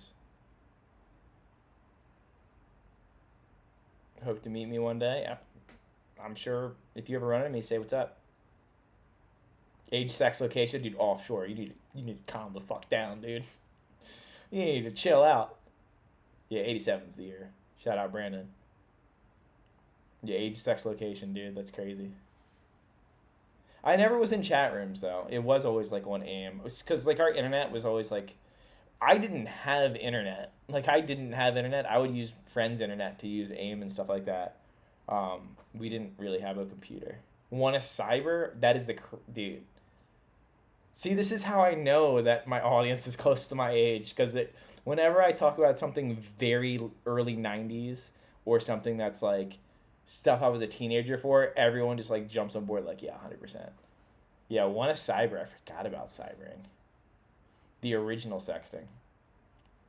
Never really got on Omegle. We did get on chat roulette one time. I was with my girlfriend at the time, and we got on chat roulette, and it was literally just penis roulette. It was just penis after penis after penis.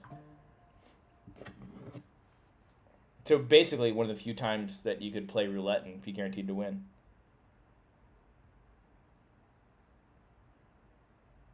Dude, Tomcat's messaging me right now. I think we're about to figure out me coming out to Germany soon. I'm going to make plans for that very soon. Then there's a couple people that I need to see while I'm out there, though. I'm going to hit a bunch of Germany, I think. 37, I'm down. California, dude, DJ chill. Juno free trials. Yeah, MSN Messenger. My email address was Hotmail, but they forced you to change it to MSN. But before that, I had an AOL email, and then it doesn't exist anymore. Shoe on my head, sorry. Peas on my head, don't call me a pea head. Who can tray flip here? Good question. Who can tray flip here? Mod, I need you to pay close attention to who can and cannot tray flip. Stay tuned, and I'll let you know what to do. I'm just kidding.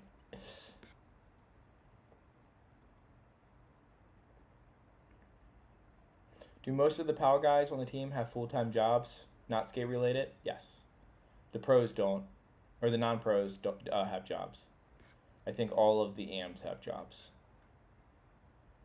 Not all of them. I don't think Christopher Hyatt doesn't have a job. Zach doesn't have. I mean, Zach, like they have other sponsors though. Like so, like when you look at like Zach and Chris, like they go like they do a bunch of stuff with Bones Love Milk, and they have a bunch of other stuff that they do to keep it going. And they also have YouTube channels. But yeah, I think everyone else has jobs. Falling asleep? All right, dude. ATF. Have a sweet dream. I gotta get off here soon in a second anyways. I am now way behind the ball. It's 12:49. Luckily I don't have to get up super early, but weirdest trick you can do? I mean, I do goof around spamming that half Casper, or what is it? It's like a half flip, body varial, frontside 360 meat spin thing that I do. That I'm strangely consistent at now. I can do that trick like pretty much 4 out of 5 tries. Mowgli's job is playing Elden Ring with me. I don't know if Mowgli works. I don't know what Mowgli's got going on. I know he skates in the hottest place in the world. Lowercase g. Yeah, I took it down. I explained it earlier in this.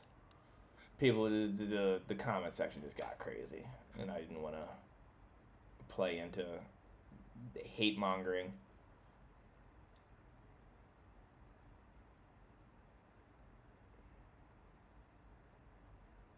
I'm sure I'll get a bunch of shit about taking it down soon. I'm sure there'll be comments on forums being like, Dan doesn't stand on his word and he's fucking a pussy, or whatever people are gonna say.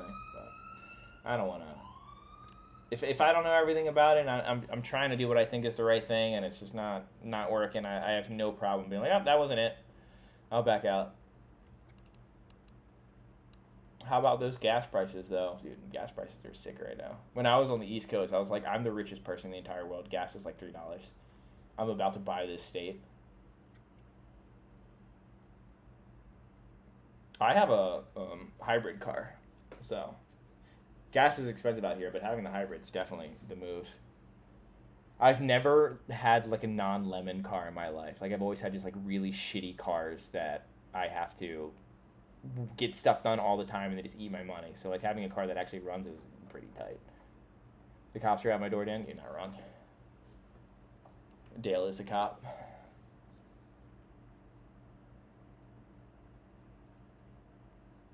You have Muska flips down? Dude, I wish I had Muska flips. I can do Muska flips on quarter pipes. But the second I try to do them on flat ground, they automatically just do like the half flip thing, and there's nothing I can really do about it. I understand the concept. I've done Muska flips on flat ground, but yeah, when people have that trick, dude, they fucking have that shit. Is your chat more transition or street skaters? I'm not sure. Gas is $6 in Quebec? That is insane.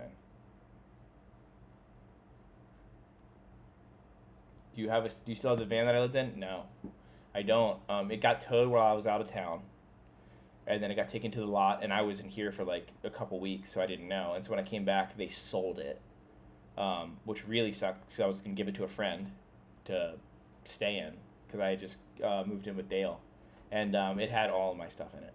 It had a lot of, like, not only did it have like all my skateboard stuff and like clothing and stuff, like it had my brother's ashes in it, like, and they just threw it all away. So that really, really sucked. I wish I still had that van. Can you do Muska beats though?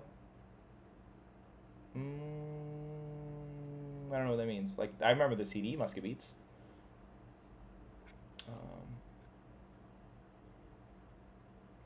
My engine blew. Bad gasket. Bird oil sucks. That sounds like a nightmare. Oh, daddy, chill.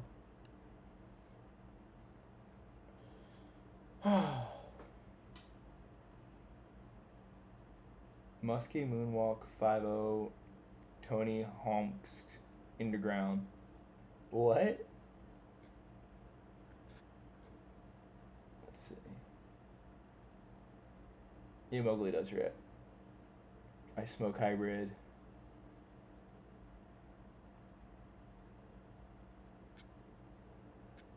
Do you play Sega Genesis? I mean, I beat all the Sonic games on the original Genesis, and I do have the emulator for my Switch, but I'd be lying if I said I played anything besides that. Oh, I played Earthworm Jim a little bit too, like not super long ago.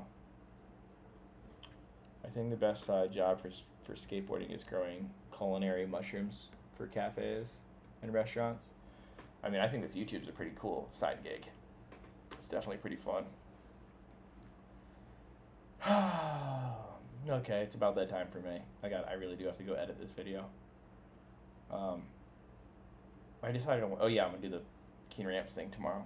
Keen Ramps video. But chat, Matthew fans transition and Mowgli Hyatt Isaac fans street. Dude, Matthew is just everything. Half man, half walrus, half pro skater. Must be Dan. It makes you think of that movie, Tusk. That was a terrible movie.